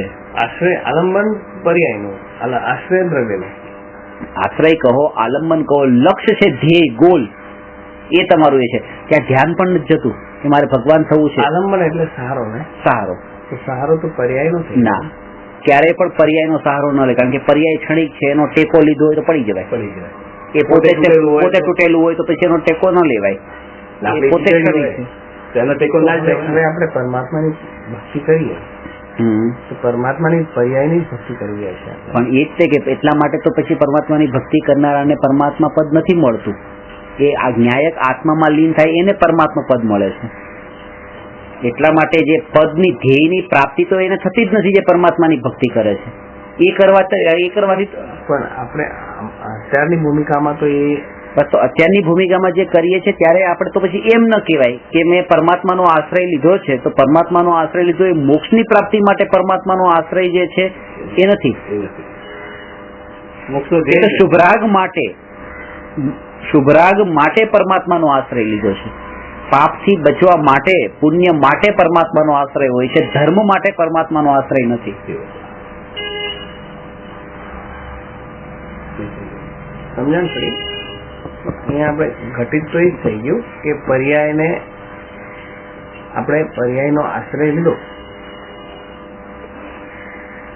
અત્યારની ભૂમિકામાં તો પર્યાયનો જ આશ્રય લેવાય. અત્યારે એ જ છે કે અત્યારની ભૂમિકામાં તો પર્યાયનો આલંબન તો પર્યાયનો જ થઈ ગયો. હમણાં અત્યારની ભૂમિકામાં બે વસ્તુ ધ્યાનમાં રાખવી. દ્રવ્ય અને પર્યાયનો ભેદ જાણવો અને દ્રવ્યનું સ્વરૂપ ત્યાં દ્રષ્ટિમાં રાખવું. પરમાત્માને દ્રષ્ટિમાં જાણે છે કે આ હું અત્યારે અજ્ઞાની છું, ભગવાન કેવળ જ્ઞાની છે, હું રાગી છું, ભગવાન વિતરાગી છે. એ સમયે દ્રષ્ટિમાં એ હોય કે બંને આત્મા છે. બંને વાતને એ તો આપણે પર્યાયને પકડી એટલે દ્રવ્ય સ્વરૂપ તો આપણે કઈ ગૌણ નહીં કરીએ. આ તો ગૌણ થાય જ નહીં. કોઈક વખત પર્યાય ગૌણ થઈ જાય. લોખંડ છે, પારસમણી છે. પારસમણી લોખંડને સ્પર્શે તો લોખંડ સોનું થઈ જાય છે. હવે આમાં મહિમા કોની વધારે, લોખંડની કે સોનાની કે સોનાની કે પારસમણીની કે પારસમણીની કે સોનું? આ એક સોનું પડેલું છે. પારસમણીમાં તો એવી તાકાત છે કે જે ને સ્પર્શે લોખંડ એ બધું સોનું થશે. સોનાનો જેટલો ભાવ છે એટલો પારસમણીનો નથી, પારસમણીનો વધારે છે. પણ એ પારસમણીનો જે ભાવ છે એ વધારે કોના કારણે છે? કારણ કે સોનાનો ભાવ છે. સોનું તે જો માટીના ભાવમાં હોત કે સોનાની જ કિંમત ન હોત તો પારસમણીની પણ કિંમત ન હોત. એટલે બે વસ્તુ છે. એક અશુદ્ધ પર્યાય એટલે લોખંડ, એક શુદ્ધ પર્યાય એટલે વિતરાગતા, ભગવાનની પદ, અને એક આત્મા. આત્મામાં લીન થવાથી અશુદ્ધ પર્યાય ટળે છે અને શુદ્ધ પર્યાય પ્રગટે છે. હવે મહિમા કોની વધારે? કે વિતરાગી ભગવાનની પર્યાયની મહિમા વધારે છે. અને પર્યાયની મહિમા કરતા તો દ્રવ્યની મહિમા વધારે છે, કારણ કે એના આશ્રય આ પર્યાય પ્રગટ થાય છે. કારણ કે એ પર્યાયની જેને મહિમા નહીં હોય એને પછી આત્માની મહિમા નહીં હોય. જેમ સોનાની મહિમા ન હોય એવી રીતે આત્મા એને પારસમણીની મહિમા ન હોય. પર્યાયની મહિમા જોઈએ જ. પણ જયારે પર્યાયની મહિમા એને આવી પછી પર્યાયની મહિમા ન રહે, પછી આ દ્રવ્યની મહિમા. એટલે જ કહું છું કે આપણે દ્રવ્ય તો લક્ષમાં જોઈએ જ. પર્યાય ગૌણ થઈ જાય, ફરીથી આવે, ફરીથી ગૌણ થાય, ફરી આવે. પણ દ્રવ્ય તો લક્ષમાં, પણ પર્યાય વગર. અને એટલે પૂજ્યતા જે છે ને પર્યાયની જ પૂજ્યતા છે. પર્યાય વગર દ્રવ્ય પૂજ્ય નથી. કેમ? કારણ કે દ્રવ્ય ત્રિકાળ છે. દ્રવ્ય ત્રિકાળ છે તો એ ત્રિકાળ પૂજ્ય છે. પણ પર્યાય જે છે પર્યાય ત્રિકાળ નથી, એ પ્રગટ થયા પછી પૂજ્ય છે. એટલે કોઈ જેમ કે હું કાલે ભગવાન થઈ જઈશ મને પૂજો આજે, તો એમ નહીં. પર્યાય પ્રગટ થાય તો પૂજ્ય. પર્યાયને પૂજવાનું લક્ષ્ય, પર્યાયને પૂજવાનું લક્ષ્ય મોક્ષ હોય તો પર્યાય ગૌણ કરવી પડે. ત્યારે પર્યાયને ગૌણ તો જ દ્રવ્યનું લક્ષ્ય આવે.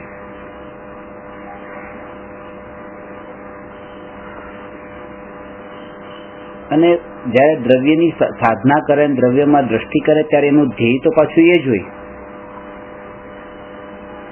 કે એના ફળમાં એને શું મળવાનું છે. શુદ્ધ પર્યાય. એટલા માટે ખાલી એક આત્માની શ્રદ્ધાનું નામ સમ્યક દર્શન નથી કીધું. મોક્ષ સાથે 7 તત્વ લીધા છે. એકદમ આ તો પેરેલલ છે, બધે લાઈન સાથે જ ચાલી રહી છે.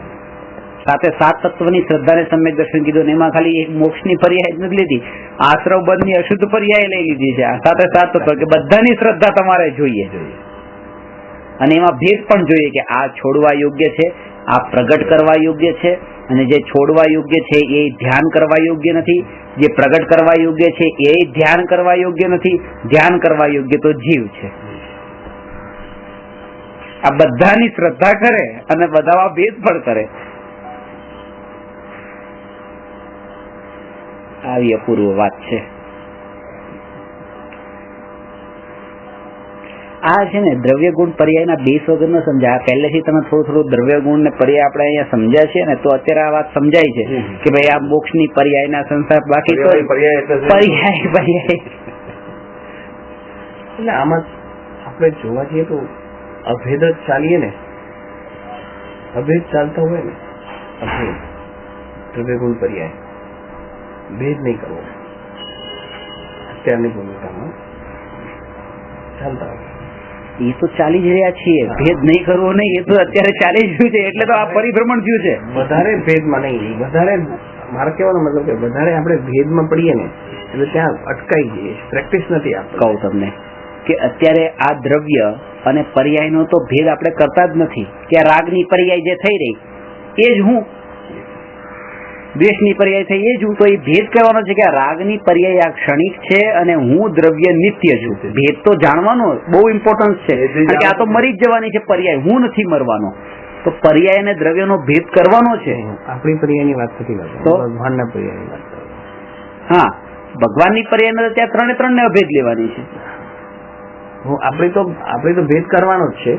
જયારે પરમાત્માની આપણે ભક્તિ કરતા હોય ભક્તિનો ભાવ નહીં આવે કે એ પર્યાયથી જુદા કરી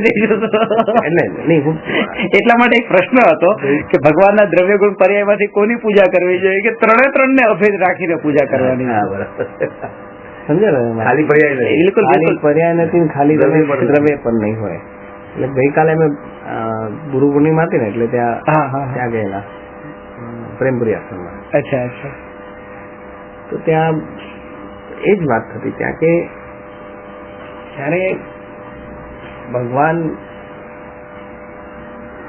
દેશના આપે છે, એટલે આચાર્ય ભગવાન ઉપાધ્યાય, તો એ જયારે દેશના આપે છે ત્યારે આપણા કલ્યાણ માટે દેશના આપે છે. એ વખતે એ લોકો શું કરે છે, એ આત્મા શું કરે છે, એ આપણા પોતા માટે શું કરી રહ્યા છે. જયારે આચાર્ય ભગવાન કોઈ દેશના આપતા હોય ત્યારે એ આત્મા પોતા માટે શું કરતી હોય એ વખતે, કારણ કે એ બહાર તો આવે નહીં, પોતામાં તો લીન હોય જ. ઉપદેશ આપે ત્યારે ઉપાધ્યાય હોય કે આચાર્ય હોય, આચાર્ય ઉપદેશ ઓછા આપે, ઉપાધ્યાય વધારે આપે. તો એમનું કહેવાનો મતલબ એ હતો કે ત્યારે જે એ ઉપદેશ આપે છે એમની જે ભાવ હોય એ કરુણા ભાવ હોય કે બધા પામે. આ ભગવાનનું, આચાર્ય ભગવાનનું ઋણ ઉપાધ્યાય લીધેલું હોય ને એ પછી આગળ ફેલાવતા હોય, એટલે આ ઋણ ક્યારે ચૂકવે? આચાર્યનું ઋણ ઉપાધ્યાય ક્યારે ચૂકવે? કે જયારે એ આગળ પસાર કરે, બીજાને ઉપકાર કરે ત્યારે આ ઋણ ચૂકવાય. પછી ઉપાધ્યાયને ક્યાંથી મળે? તો કે એ આચાર્ય ભગવાનથી મળે ને તીર્થંકર ભગવાનની એની કરુણા સતત એના એ શું કઈક રોમે રોમે એમના પ્રત્યેક પ્રદેશે એમને આ ફીલ કરતા હોય એટલે એ પરિપૂર્ણ થાય.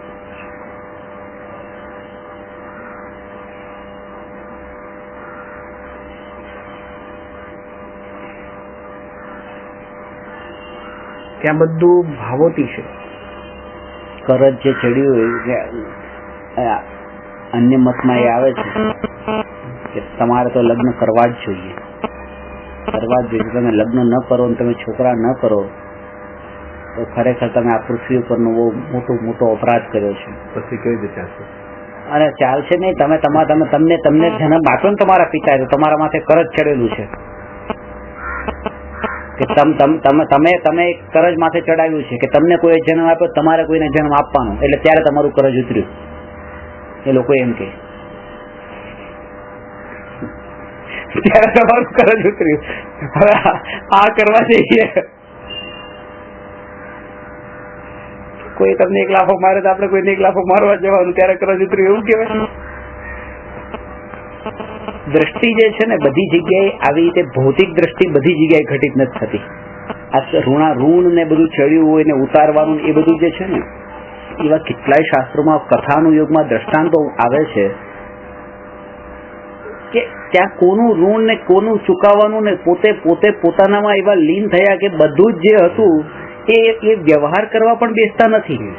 હવે માતા પિતાએ મારા ઉપર આટલો ઉપકાર કર્યો ને મને આટલો મોટો કર્યો, સાચવ્યો, આ કર્યો, હવે જયારે ખરો ટાઈમ આવ્યો કે એમના ગઢપણમાં મારે સેવા ચાકરીનો ટાઈમ આવ્યો ત્યારે જ હું એમને છોડીને જતો રહું, આવો વિકલ્પ એ જીવને ઉઠતો જ નથી. ઋણ ચૂકવવાનો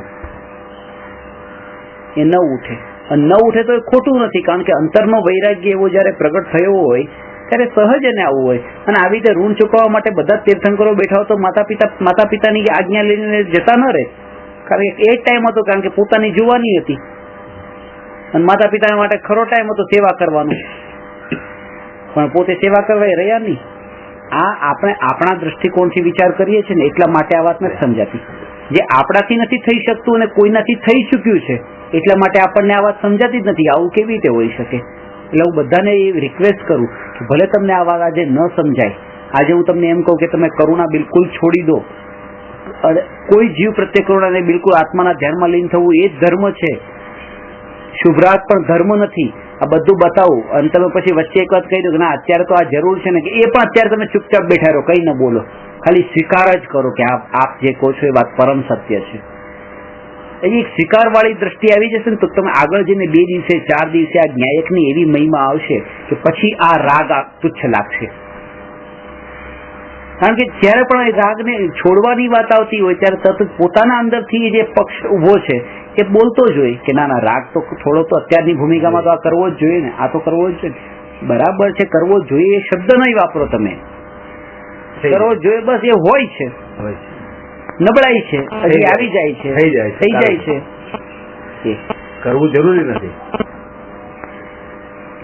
નિગોદની પર્યાયમાં અનંત કાળથી રહીને નિગોદમાં કર્મ બાંધેલા હોય અને સીધા મનુષ્ય બને, મનુષ્ય થઈને મોક્ષે જાય, કેવી રીતે ઋણ ચૂકવાય? ઋણ ચૂકવવાનો અર્થ તો કૃપાળુ દેવે જે કીધું ને, મચ્છરને ઉડાડતા નતા, પોતાનામાં લીન છેલ્લી ઘડીએ. મેં તમને વાત કરી હતો, આખું શરીર એ રીતે મચ્છરોથી ઢંકાયેલું, એકદમ સારું પડે. પણ કૃપાળુ દેવના જ શબ્દો છે ને એ ઋણ એ જ વસ્તુને બતાવું છું કે પણ એ લક્ષ્ય ત્યાંનું નથી. પોતાની અંતરની સ્થિરતા જેવી છેલ્લી ઘડીએ હોય, એ તો શબ્દો વચનમાં એ રીતે આવે. એમણે કીધું કે જેવી રીતે કોઈ કોટી વર્ષોથી જેના માથા ઉપર કરજ ચડ્યું હોય, આ સમજાવવાની વાત છે, કોટી વર્ષોથી જેના માથા પર કરજ ચડ્યું હોય અને જયારે કરજથી મુક્ત થતો હોય તો એને જેમ હાશકારો લાગે, જેમ શાંતિ લાગે કે હાશ આજે હું છૂટ્યો, એવી રીતે આ બધા જીવો સાથે ભવના મારા એવા કર્મના કરજ ચડેલા હતા અને આ અત્યારે અહીંયા ચૂકવાઈ રહ્યા છે. હું તો મુક્ત જ થઈ રહ્યો છું, એટલા માટે મારે એને ઉડાડવાની, એટલે એને તો દ્રષ્ટિ જ નથી જતી. પણ અંતરની સ્થિરતા એવી હતી એટલા માટે ત્યાં અટેન્શન નતું જતું. ખાસ વાત એમ નહીં કે તું કર હું તને જોઉં છું બધામાં, એવું નતું. અને એ સમયનું નતું. એ તો આખા જીવનની અને જીવનની નહીં ભવની સાધનાનું આ ફળ હતું, પરિણામ હતું કે આવી ત્યાં સ્થિરતા રહી. બાકી ખાલી એમને કે બસ મારા મચ્છર કરડે છે, એક મચ્છરનો જ્ઞાતા ન રહી શકે ત્યાં કરડતો હોય તો. અંતરની પરિણતિ નિર્મળ ન હોય એના વગર ન હોય તો એ ન રહી શકે. તો શરીરનું વેદન ખ્યાલમાં ના આવે. કર્મની થિયરીને સમજાવવા માટે આ રીતે કથન કરવામાં આવે. એ વાતે જે દ્રષ્ટિએ જેમણે પણ કીધી હોય, પણ આ રીતે કીધી હોય તો આમ સમજવી કે બસ એ કર્મોની થિયરી એવી છે કે કર્મો પણ એક આપણા માથે કરજ ઋણ જ છે. એ ઋણ ચૂકવાઈ જવું એટલે કે જે માથામાં બોજો છે બોજો નીકળી જવું. એમનું કહેવાનું મૂળભૂત કાર્ય એ હતું કે જ્યારે ઉપાધ્યાય કે આચાર્ય આપનો ઉપદેશ આપતો હોય તો એ પોતાનું કાર્ય ક્યારે કરે? પોતાની સાધના. પણ એ ઉપદેશ નિરંતર નથી આપતા. પહેલી વસ્તુ તો હું તમને બે વાત બતાવું કે ઉપદેશ નિરંતર નથી આપતા. ઉપાધ્યાય તો આપે જ, નિરંતર નથી આપતું. 24 કલાક થોડો ઉપદેશ આપે? 24 કલાક નથી આપતા. બસ તો એ 8 કલાકથી વધારે ઉપદેશ ન આપી શકે. કારણ કે આચાર્ય હોય, ઉપાધ્યાય હોય કે સાધુ હોય, એ 16 કલાકથી વધારે તો આત્મ ધ્યાનમાં જ લીન હોય એની વાત. હોય એની વાત છે. આવી છે ને સિમ્બોલ લાગ્યો એ ઉપાધ્યાયની વાત નથી કે આચાર્યની વાત નથી. આ તો ભાવલિંગી હું નમોકાર મંત્રમાં નમો આયરિયાણમ કહું છું એમની આ દશા હોય એમની વાત છે.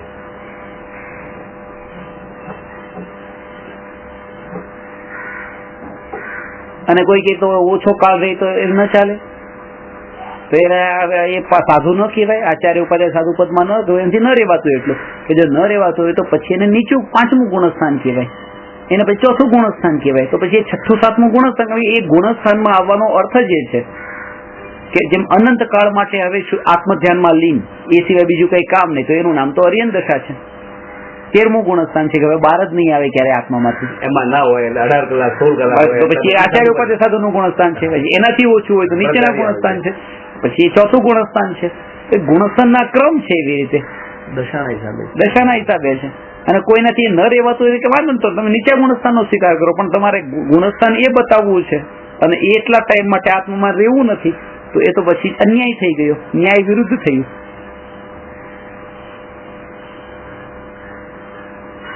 એટલા માટે તો શાસ્ત્રમાં એ કીધું છે કે એને ઈઝી નથી કરી દીધું. આ કાળમાં મોક્ષ નથી મળતો તો કીધું ને કે મોક્ષ આ કાળમાં નથી. એમ નહીં કે ઇઝીલી કોઈ બીજી રીતે મોક્ષ છે, નથી મોક્ષ, કારણ કે એવો પુરુષાર્થ નથી. સાધુપણું કે મહા દુર્લભ છે, સમ્યક દ્રષ્ટિ કે દુર્લભ છે, એ બધા બતાવ્યા, પણ અસંભવ નહીં કીધું. મહા દુર્લભ કઈ રીતે? જે વસ્તુ નથી થઈ શકતી તો એને ના પાડી. એટલે શિથિરાચારની વાત ન કરી કે જેનાથી ન થઈ શકતું ઓછા પાડીને પણ પાડે છે ને, આવું કરે. સાધુ પદમાં ક્યાં મુક્તિ આવું આટલા હોય, આટલા થઈ જેમ જેમ કાળ જતો રહે કે માનો મહાવીર ભગવાનને 2500 વર્ષ થયા અને હવે માનો કે આ રીતે પાડે, અને હજી આગળ જેમ કાળ જાય તો પછી એને થોડું હજી આગળની રીતે પાડે. કે શહેરમાં રહેતા તો માનો ટોયલેટ બાથરૂમ પણ વાપરે, પછી અહીંયા રહેતા હોય તો માનો લાઇટ પંખા પણ વાપરી લે. જેમ જેમ આગળ કાળ જશે એમ પછી સાધુ પડાવવા પણ ટાઈમના અનુસારે રહેવું પડે. એવું નથી કીધું. એવું નથી કીધું. એવું કેવી રીતે કહેવાય? ચોથા કાલનો સાધુ કે 5મા કાલનો સાધુ? સાધુ તો સાધુના જે પરિભાષામાં આવે એ જ હોય. પણ આપણને બાકી બધા જીવોની બરાબરીમાં એમાં કઈક વિશેષતા લાગી એટલે આપણે એક પ્રવચન હતું કે આ કાળના અંદર કે ભગવાન તમારી પાસે એવી રીતે આવી રીતે ભગવાનના રૂપમાં નહીં આવે. આ સૂટ બૂટમાં આવેલો તમારી પાસે જે આવ્યો અને તમારે જરૂર પડે ને તમારા હાથમાં મને થોડા 2-5 રૂપિયા આપી દીધા, બસ આ તમારો ભગવાન સમજી લેજો, આ ભગવાનનું રૂપ જ છે. ભગવાન આ કાળમાં આવી રીતે એ ટાઈમમાં રામ જેમ આવતા એમ નહીં આવે, સૂટ બૂટમાં આવશે. કેમ? કારણ કે એનું કામ થઈ ગયું એટલે એનો ભગવાન એ થઈ ગયો, બસ એનું કામ થઈ ગયું ને. આવી રીતે તો ભગવાનનું સ્વરૂપ છે જ, આપણે પણ માનીએ છીએ. આવી રીતે કેવી રીતે હોય ભગવાનનું સ્વરૂપ? બસ તો એવી રીતે આ માની લીધું કે બસ પોતાને આ બીજા તો કોઈ એવા જીવ દેખાણા નહીં અહીંયા, તો જે સૌથી ઉત્કૃષ્ટ દેખાણા માન્યા.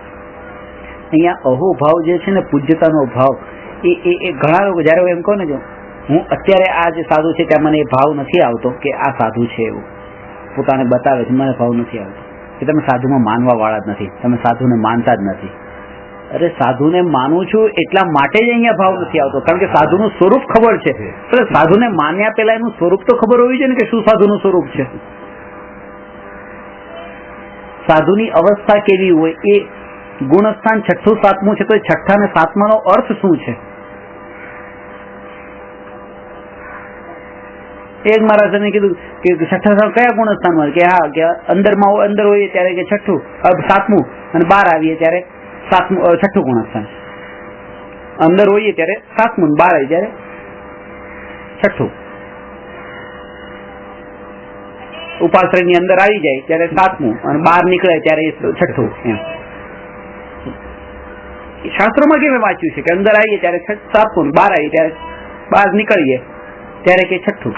અરે આત્માના ધ્યાનની અંદર જઈએ ત્યારે 7મું ધ્યાનમાંથી બહાર આવ્યા. અંદર શબ્દનો કેટલો અંદર બહારનો કેટલો દુરુપયોગ કરે કોની અંદર ઉપાશ્રયમાં. હા, ઉપાશ્રય નો અર્થ પણ આત્મા થાય છે. ઉપાશ્રય એનો આશ્રય શબ્દ મારા હવે થાય કે ના થાય. જે ઉપવાસ કીધું છે તો આત્માના સ્વરૂપમાં વાસ કરવો, તો ઉપાશ્રય આત્માના સ્વરૂપનો આશ્રય લેવો. ઉપાશ્રય ની અંદર જાઓ તો બરાબર છે કે 7મું, ઉપાશ્રય ની બહાર જાઓ. કેટલા અલગ થઈ ગયા અર્થના અલગ.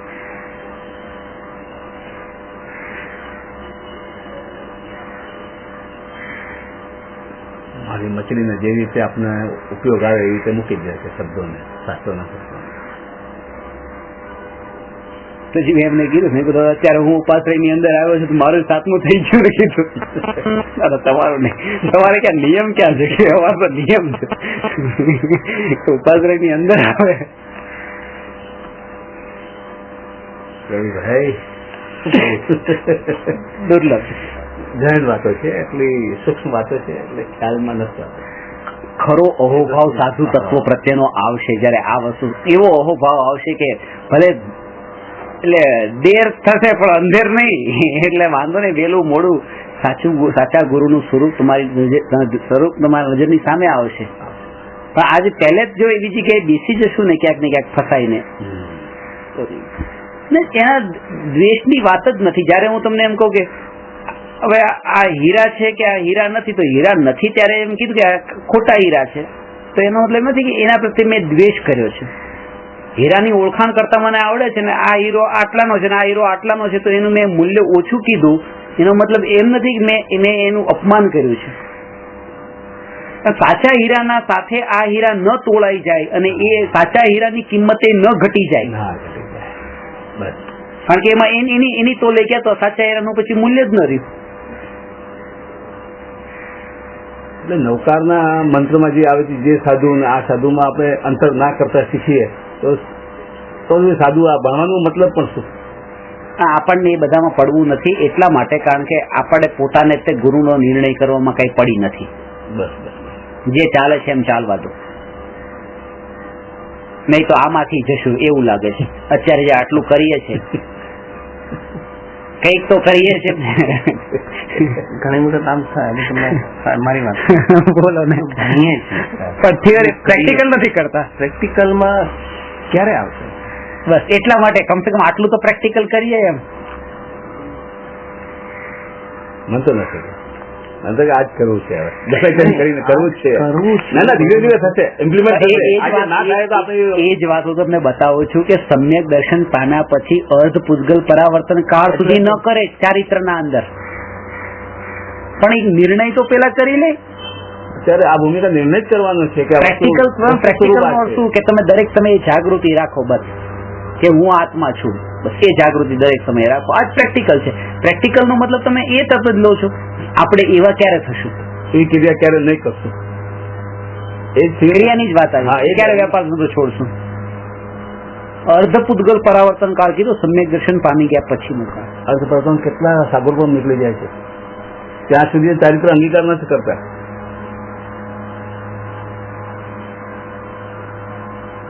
એટલે મને સમજાવવા નથી. એટલે આત્મજ્ઞાન પ્રાપ્ત થયું, સમ્યક દર્શન પ્રગટ થયું, પછી મોક્ષ થાય, એની વચ્ચેનો આ કાળ આટલો વધારે કાળ જે કીધો છે અર્ધ પરાવર્તન પૂતગલ કાળ ના સાગરોપમ વર્ષો છે, ઘણા સાગરોપમ છે. એટલે કહેવાનો અર્થ એ કે તમને અત્યારે નિર્ણય કરો, જેમ કે આ તમે આપણે ભણીએ છીએ નિર્ણય કરીને પ્રેક્ટિકલ ક્યારે કરશું? પ્રેક્ટિકલની તમે એટલી ઉતાવળ નહીં કરો કે આટલો ટાઈમ પણ નીકળી જાય છે. તમે પેલા આમાં જેટલા સ્ટ્રોંગ હશો ને તો એટલું પ્રેક્ટિકલ પણ જલ્દી થશે.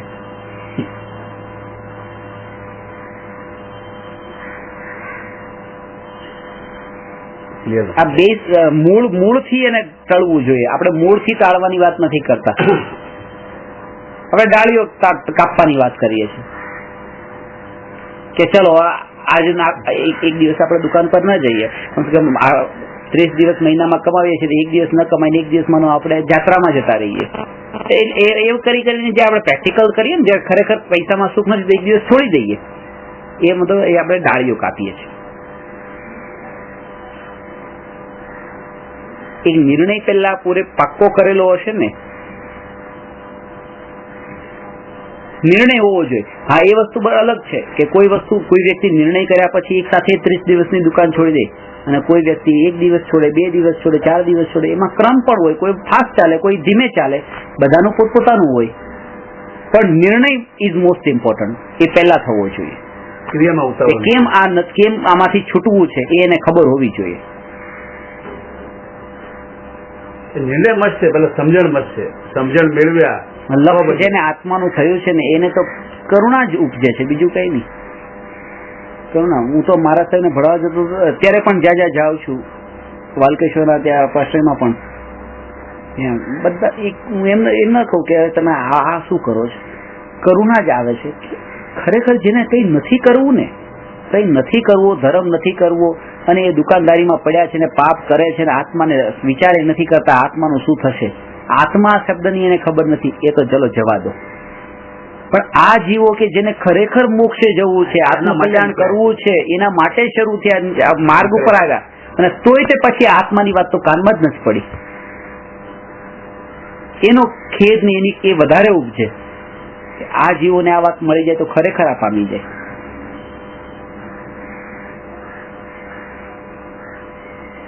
અને એમાં એ પણ જવાબદાર નથી, કારણ કે પરંપરાથી એ જ સાંભળવા મળ્યું છે,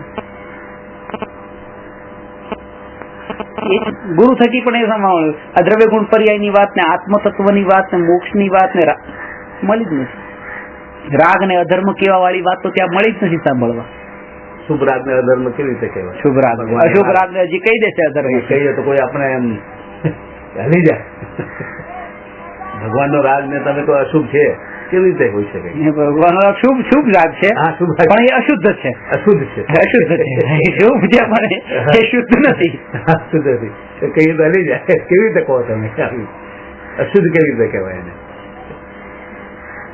એટલે સમજણ મેળવેલી હશે તો આપણને એ દિવસે એ વખતે આપણને એમ એટલો ખેદ નહીં થાય.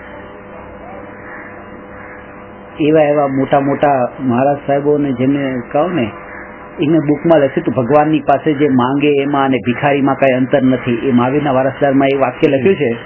તો એ મહારાજ સાહેબને બુકનું કરેક્શન કરવા આપ્યું તો મને એમણે કીધું, મને કે આ વાક્ય કાઢી નાખો કે આમાં ભિખારી લખ્યું છે અને ભિખારીમાં આમાં અંતર નથી. ભગવાનની પાસે તો માંગે એ વસ્તુ અલગ વસ્તુ છે એમ કે.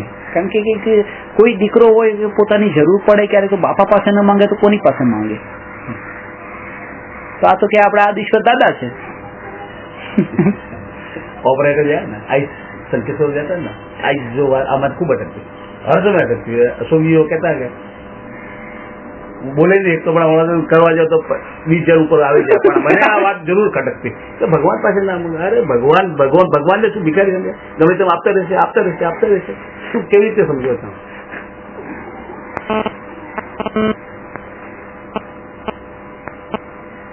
મેં એક જગ્યાએ લખ્યું છે કે ભગવાનની પાસે માંગે એમાં ભિખારીમાં છે ને અંતર નથી. કારણ કે ભિખારી તો હાથ ફેલાવીને માંગે છે અને આ હાથ જોડીને માંગે છે. ખાલી હાથની સ્થિતિમાં અહીંયા ફેલાવેલો આ જગ્યા આપો અને અહીંયા આમ જ હાથ જોડે. એટલે એ માંગવા ખાસ તો ભિખારી 2-5 રૂપિયા માંગે છે, આ 2-5 કરોડ માંગે છે. આ મોટો ભિખારી થયો.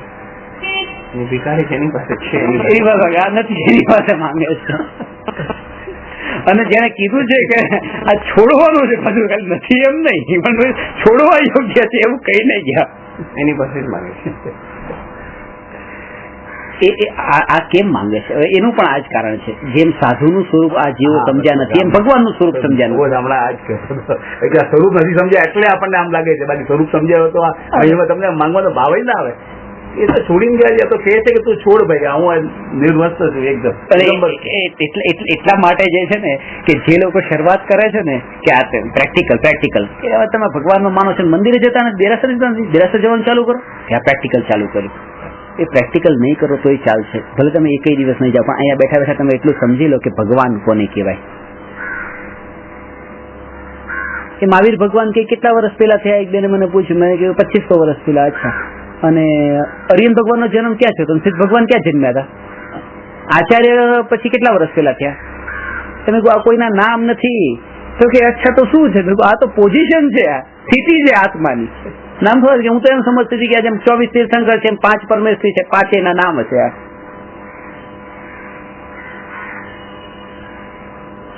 જૈન કુળમાં જન્મ્યા છે, 35 વર્ષની ઉંમર થઈ, લગ્ન થઈ ગયા, 2 છોકરા છે. એ 2 છોકરાને નવકાર મંત્ર શીખવાડી દીધો. રોજ ઉપાસો જાય છે. હા જાય છે, પણ નથી ખબર. દેરાસર જાય, દર્શન કરે, પણ એને ખબર નથી. એટલે કે આ નિર્ણય બહુ દુર્લભ છે, બહુ દુર્લભ છે. કાનમાં પડવી એ પણ દુર્લભ છે. આ વાત નહીં મળે.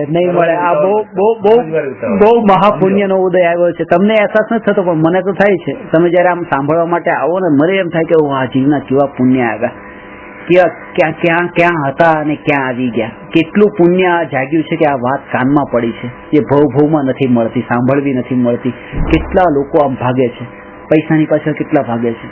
બધાને કરોડો રૂપિયા નથી મળતા, કોઈ કેવાને મળી જાય છે, બાકી તો બધા રહી જાય છે. અરે કરોડો વાળા પણ કરોડો. હમણાં છાપામાં હતું કે ભારત દેશમાં કરોડપતિ કેટલા છે? 1.5 લાખ કરોડપતિ છે.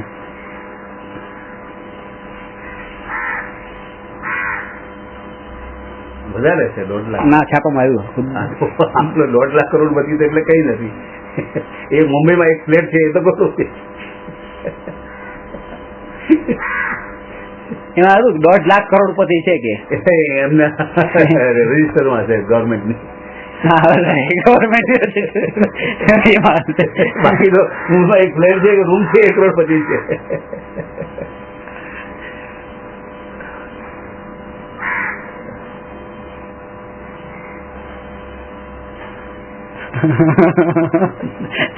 દુર્લભ નથી, એ તો કોઈને પણ મળી જાય છે. આ વાત નથી મળતી સાંભળવા.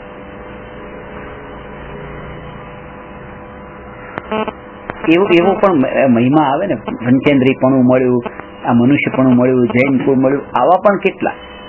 આ વાત સાંભળવા મળી, આ કોઈ વિશેષ પુણ્યનો એવો ઉદય છે કે આ વાત કાનમાં પડે છે. અને કઈક ભવિષ્યના અંદર કઈક ભલું થવાનું હશે, હોનહાર જેની હશે એને કાનમાં પડશે ને એ જ પછી રોકાશે. એ રોકાશે નહીં તો પાછું એ પછી અહીંયા ઉભા થઈને જતા રહેશે. એ ઉભા થઈને જતા રહેશે. અત્યારે મારી લિસ્ટના અંદર રિમાઇન્ડરના અંદર નામ છે, જેને બધા લેક્ચર ચાલતા હોય. પેલા તો 100 જગ્યાએ ચાલતા મુંબઈમાં, અને 100 જગ્યાની લિસ્ટમાં છે ને 100 જગ્યા જેનું નામ પહેલા દિવસે હું ગયો ને નામ એનું હોય, પછી દિવસે દિવસ જતા રહેતા પછી નવા શ્રોતા આવતા હોય બેઠા હોય. 70% લોકોના નામ એ જેના નામ રિમાઇન્ડરમાં લખ્યા છે એ બેસતા જ નથી, બીજા જ બધા બેસે. 70%. પહેલા દિવસે જયારે મને બોલાવ્યો ત્યારે એ એમણે જ બોલાવ્યો, અને પછી એમના વાઇફ બેસી ગયા ને એ ભાઈ જતા રહ્યા, એના છોકરા બેસી ગયા ને એ જતા રહ્યા. વાઇફે બોલાવ્યો તો વાઇફ બંધ કરી દીધું, હસબન્ડ બેસી ગયા. હોનાર હોવી જોઈએ ને, કે હોનાર જ જયારે બીજી હોય ત્યારે સાંભળવાનું કાનમાં પડે, પણ એને રૂચે નહીં. પછી એક ક્રિયા રૂચે, કંઈક ને કંઈક અંદરનો ઊંડે સંસ્કાર દ્રઢ થઈ ગયેલો હોય ને, બસ. તમારી વાત સાચી છે, બિલકુલ સાચી છે, પણ આ વાત એ ખોટી નહીં કહો તમે. અમારા માટે અત્યારની ભૂમિકામાં આ જરૂરી છે.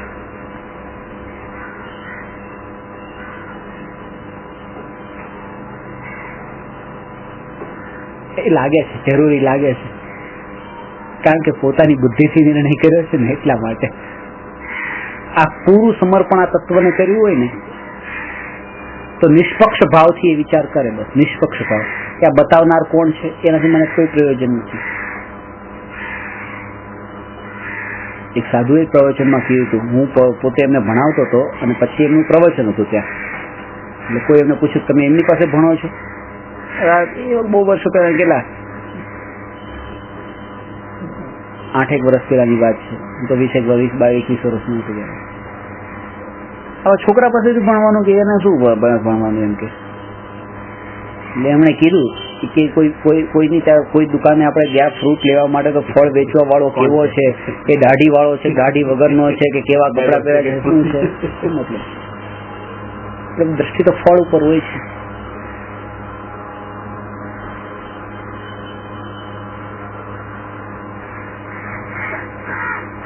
એટલે હમણાંથી હું બધાને કહું છું, આ મહિનાનો ગેપ પડશે કીધું, મહિનાનો ગેપ પડશે કીધું, મહિના પછી મળશું કીધું, યાદ કરશો ને? હા કરશું. ફોન કરીશ ને કે અરે કીધું મને નહીં યાદ કરતા, તમે તમને જે સમજાવ્યું છે એ બધું યાદ કરશો. મારી સાથે તમારો કોઈ સંબંધ જ નહીં રાખો, તમને જે વાત બતાવું છું એ વાતને જ લક્ષમાં રાખો, બસ. કારણ કે એ તત્વજ્ઞાન જે છે મહિમા એની. આમ વિચાર આવતો હોય કે ઠીક છે, દ્રઢતા તો આટલી પાકી થઈ ગઈ છે કે અમે જે કરતા હતા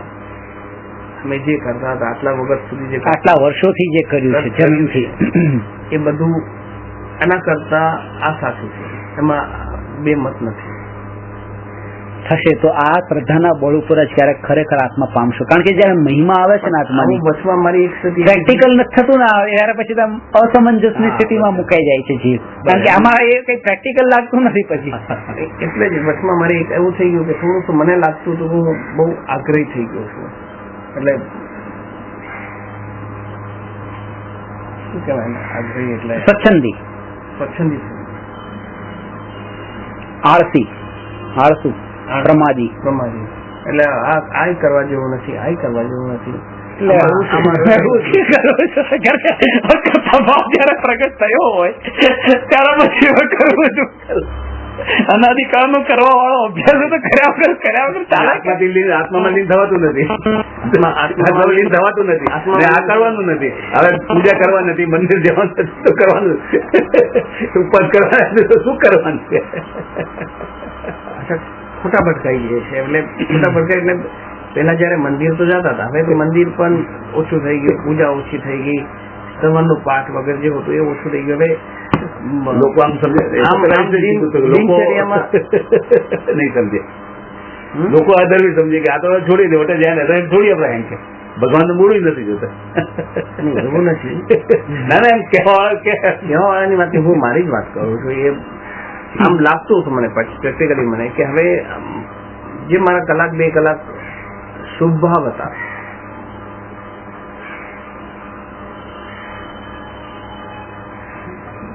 આમ થોડું મને પોતાને દ્વેષ ભાવ પણ આવી ગયેલા સાધુ પ્રતિ. દ્વેષ આવી ગયો, દ્વેષ ભાવ આવી ગયેલા તો એ ખોટું છે. ખોટું છે, એ ખોટું છે. એટલે જોતા જ ખબર પડી જાય કે નહીં આ સાધુ નથી. નહીં, કરુણા, મેં તમને શું કીધું? કરુણા ઉપજે. કરુણા ઉપજે એટલે એવી કરુણા કે બસ તમે કીધું હું જાઉં ભણાવવાનું ત્યાં એમ લાગે કે અમને કરવું છે અને ખરેખર પામતા આ વાત મળી નથી. કેમ હું તો એ જ કહું છું. પછી જયારે અમે ભક્તિ માર્ગમાં જયારે થોડા સાંભળ્યા ને એને, તો મને ફરીથી કરુણા એટલે કે આમ થયેલું મારી સાથે. એટલે નો ડાઉટ આ જે છે ને આની છણાવટ, આ જે હજુ તમારે છે ને આ વસ્તુને હજી એના ડિટેલમાં જવાનું, હજી સમજવાનું. આ જયારે તત્વનું ચાલુ થયું ને ત્યારે મને એકદમ લાગુ કે નહીં રિયલી આ વસ્તુ આપણે તત્વનું કરી જ નથી.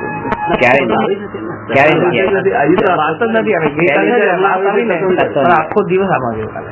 હા, તત્વની વાત મેં તો વાંચેલું છે, તત્વાળ સૂત્ર અને તત્વાર્થ રાજવાર્તિક, તત્વાર્થ શ્લોક વાર્તિક, કેવા કેવા ગ્રંથો આ તમે જો તો આ સામે છે.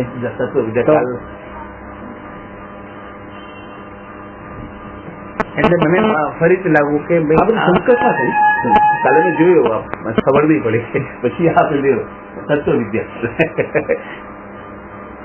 એ વાંચે એક બે પેજ વાંચ્યા પછી ફુલકર નું વાંચ્યું અમારી આવા ફુલકર પેદા થાય છે ને પ્રમાણે એવી રીતે બસે છે. તમે કીધું ને કે ભગવાન સુખબુદ્ધ બેસે એવી રીતે આ ફુલકર પણ પેદા થાય છે જેવા ફુલકર છે જેવી આ ચેન્જ થાય ને આરો ચેન્જ થાય ને એવી રીતે એવા મહાપુરુષો પણ પેદા થાય છે. ફુલકર એને ફુલકર 14 ફુલકર કહે છે એ પેદા થાય છે. એ પછી આપણને બધું શીખ પડે. એટલે આદિનાથ ભગવાને કીધું ને એ ટાઈમમાં ચાલુ થયું એવા 14 ફુલકર ના આદિનાથ ભગવાન. આ તો બહુ ચોથા કાળની શરૂઆતની વાત છે. ત્રીજો કાળ પૂરો થયો, ત્રીજો પૂરો થાય ને ચોથો શરૂઆત થાય. ત્યાંથી કલ્પવૃક્ષની ને બધું હાથ થતો જેમ કાળ બદલાય તો કાળ બદલાય સ્થિતિ બદલાતી જાય. તો જેમાં જે જૂની વસ્તુ હતી એમાં ચેન્જ આવે. હવે રોજ આપણે પંખો ચાલે છે, પંખા જગ્યાએ એસી આવી જાય તો આ ઠંડુ આ કેવી રીતે આવી ગયું. એવી રીતે આમ કે એસીમાં હોય ને એકદમ પંખામાં આવી જાય કે ગરમી આવી જાય કેવું લાગે આપણને આમ કેમ કરશું. તો પછી શીખવાડવા આવે સર કોઈ આવે એવી રીતે મહાપુરુષ એ શીખવાડે કે આવી રીતે જીવન જીવવાનું અને શું કરે એ બધી વિદ્યાઓ શીખવાડે.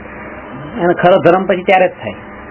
એસી માંથી જયારે પંખો આવે ને ત્યારે ખરો ધર્મ થાય, ખબર પડે કે જો હા શું ખબર ને બધું ક્ષણિક છે. ક્ષણિક નો બોધ ત્યારે થાય, અનુકૂળતાઓ જાય, પ્રતિકૂળતા આવે ત્યારે જ ક્ષણિક નો બોધ થાય.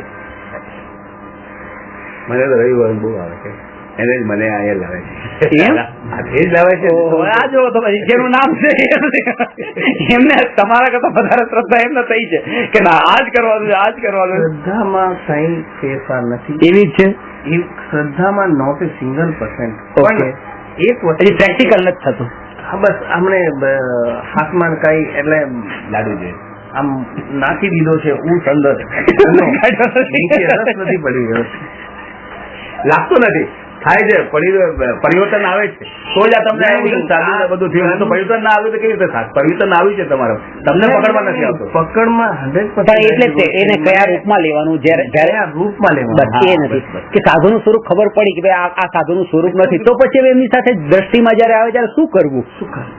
મેં દ્વેષ ખરેખર દ્વેષ આવતો હતો કે આ સાધુ એટલે મને લિટરલી કહું કે દ્વેષ આવે ત્યારે ખબર પડી જાય આપણને કે હું પાપ કરી રહ્યો છું. કોઈના પ્રત્યે દ્વેષ કેવી રીતે કરે? બરાબર છે. જયારે આપણે એક આતંકવાદી પ્રત્યે પણ દ્વેષ નથી કરતા, એના પ્રત્યે કરુણાની જ વાત કરીએ છીએ. પાછા એ સાધુ છે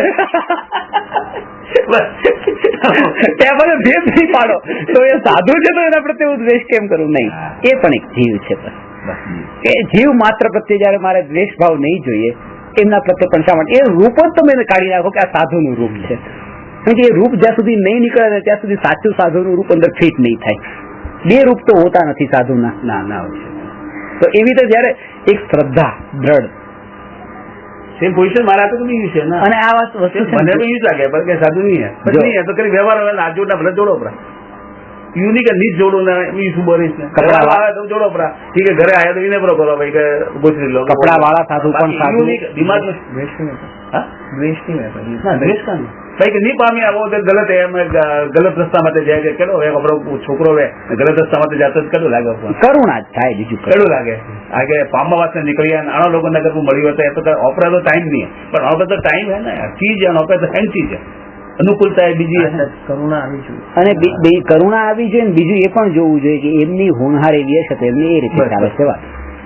હોનહાર જે જીવની જેવી હોનહાર પછી કોના કોના માટે ભાવે કરશું ક્યાં ક્યાં કરશું કે તમે આમ કહો તમારે બધાની હોનહાર ઉપર જયારે આપણે છોડી દઈએ ને ત્યારે જ પોતાના આત્માનો વિચાર કરી શકીએ. નહીં તો વારંવાર અટેન્શન ડાયવર્ટ થાય કે જો આ આવું કરે છે આવું કરે છે આવું કરે છે. હા એ વિચાર પણ આવે વિકલ્પ હવે તો વિકલ્પ પણ આવે ને થાય છે વિકલ્પ તો આવે છે કે આ કેમ નથી પણ હવે કે આ વિકલ્પ છે હવે આ મારામાં કરતા પણ મારે તો કંઈક કરવાનું છે જીવ કેવું થશે એવી રીતે આ વિકલ્પ પણ ધીરે ધીરે શાંત થાય ધીરે ધીરે શાંત થાય. મને લાગે મને તો આમ પરિવર્તન લાગે છે કે નહીં વિકલ્પ બહુ ઓછા થઈ ગયા આમ ટેન્શન એટલું ફ્રી થઈ ગયું એકદમ મુક્ત કહેવાય ને એકદમ મુક્ત થઈ ગયું કોઈ જાતનું ટેન્શન નથી જે થવાનું થશે ક્રમબદ્ધ પડી જાય ભૂલી ગઈ છે લગ્ન કરવા છે કે આમ જે થવું થશે એ વખતે જે થશે થશે ને જે લગ્ન એ થવાનું છે અત્યારે ગમે તેમ કરી એમાં શું થવાનું છે? કારણ કે બધી વિકલ્પો બધી કલ્પનાઓ હા, હીરામાં 5 કરોડ રૂપિયાના પડીકા હોય ને બોમ્બ ફૂટે ને બધા ઉછળી જાય તો 25 કરોડના હીરા પડી જાય તો ભલે લોકોને લાગે કે સાધુ અવિનય કરે છે આપણે સાધુ સાધુ આદમી જોતા કે લાગે લોકોને ભલે લાગે આપણે કોણ આપણે लोगों ने लोग यूज है ये सर होता है तो मैं क्या बटे विनय कर लो हैंग करना मन में यूं नहीं कि बस देश बाहर जाना और ठीक है खूना जान बैठा गया हमें जी वोटे गया मैं अपने वोटे गया तक में सबके सजा बस में और हमारा सब गया था चले थे मुँह साइड में बोले तो बस नहीं बात रुचती तो नहीं रुचती पे बैठा था बस चुपचाप बस બીજી મગજમારી એમ જ હોય અને એ તમે ધર્મ પચાવ્યો પાછો કારણ કે ત્યાં પાસે તમે વિવાદમાં પડી જાવ તો પછી ધર્મ નથી પચાવ્યો જવું પડે ચૂપચાપ બેઠા પડે ને એ તો વ્યવહાર જાણવાનું જેમ છે એમ જાણવાનું બસ જાણો કે એ શું કે છે મારા સાહેબ ને ત્યાં મેં કીધું ને કે હું ત્યાં ગયો ને વંદન નહીં કર્યા તો એમણે કેટલું બધું બોલ્યા કેટલું વંદન ન ગયા ત્યારે એ બધું બોલતા હતા ત્યારે બધું એને પણ જાણી લીધું મને દેખાણું જ નહીં કે અહીંયા મારું મસ્તક ઝુકાવવા યોગ્ય છે મનથી ના થાય બસ જે શાસ્ત્રોમાં જેને સાધુપણું કીધું છે એ સાધુપણું મને ત્યાં દેખાયું નહીં કે તમારાથી તો મોટા હતા ને વડીલ હતા વડીલ સમજીને કરી નાખવા હતા કે વડીલ સમજીને હું કરું પણ દુનિયા તો વડીલ સમજીને ન જોવે દુનિયા તો એ જ સમજીને જોવે કે આ સાધુના રૂપમાં છે ત્યાંય પાછા એ જ વિવાદ ફેલાય અને મારી પાછળ બેસો એક સાથે 50 જણા હતા એટલે હું લાગુ બધાને ખબર પડે કે આ લાગવા યોગ્ય જ છે પછી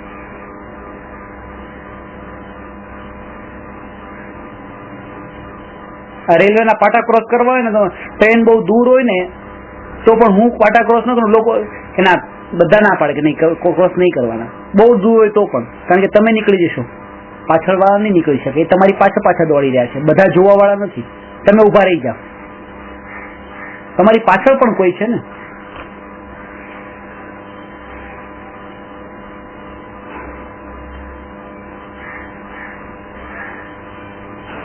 સ્વરૂપ જ્ઞાન અને એમણે ચોખ્ખું બાજુ કીધું કે પગે ન લાગે એને તો હું કે જ્ઞાની માનું જ નહીં સાધુને પગે ન લાગે કે પગે તો લાગવું જ જોઈએ કે એક વાર પંડિતજી કે અહીંયા આવતા હતા કે ભણાવવા એ પગે લાગતા હતા અને એ પામી ગયા હતા એટલે જ પગે લાગતા હતા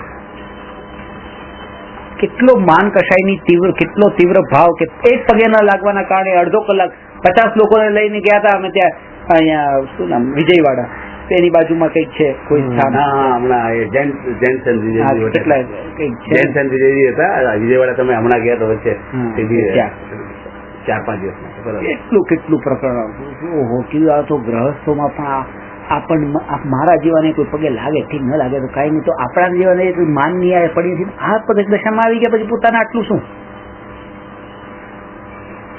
લાગે તો ઠીક ને ન લાગે દ્રષ્ટિ જ કેવી રીતે જાય કે લાગ્યા ન લાગ્યા હવે એને આચાર્ય ઉપાધ્યાય કે અમે શું કરીએ કે સાધુ શું કરીએ ક્યાં એ ગણવાનું મૂળ ગુણમાં ક્યાં આવે છે ગણવાનું છે આપણે ક્યાંનો કોને નંબર આપવા બસ નથી આપવાનો આપણે સાચું સ્વરૂપ દેખાય મનથી નમન કરી દેવા નહીં તો આમ કરી દેવા નંબર આપતા આપણા નંબર ખોવાઈ જશે આપણને નંબર ની માથાકૂટમાં નહીં ખરેખર આપણને નથી હવે આ થોડું જે આવ્યું છે ને અંદર એના લીધે જ મને ખેત થતો હતો કે ભાઈ આપણે આ જીવ તત્વની ચર્ચા થઈ અજીવ તત્વ પ્રશ્ન નંબર 223 એ આવતી નમો અરહંતાણમ નમો સિદ્ધાણમ નમો આયરિયાણમ નમો ઉવજ્જાયાણમ નમો લોએ સૌવસાહુ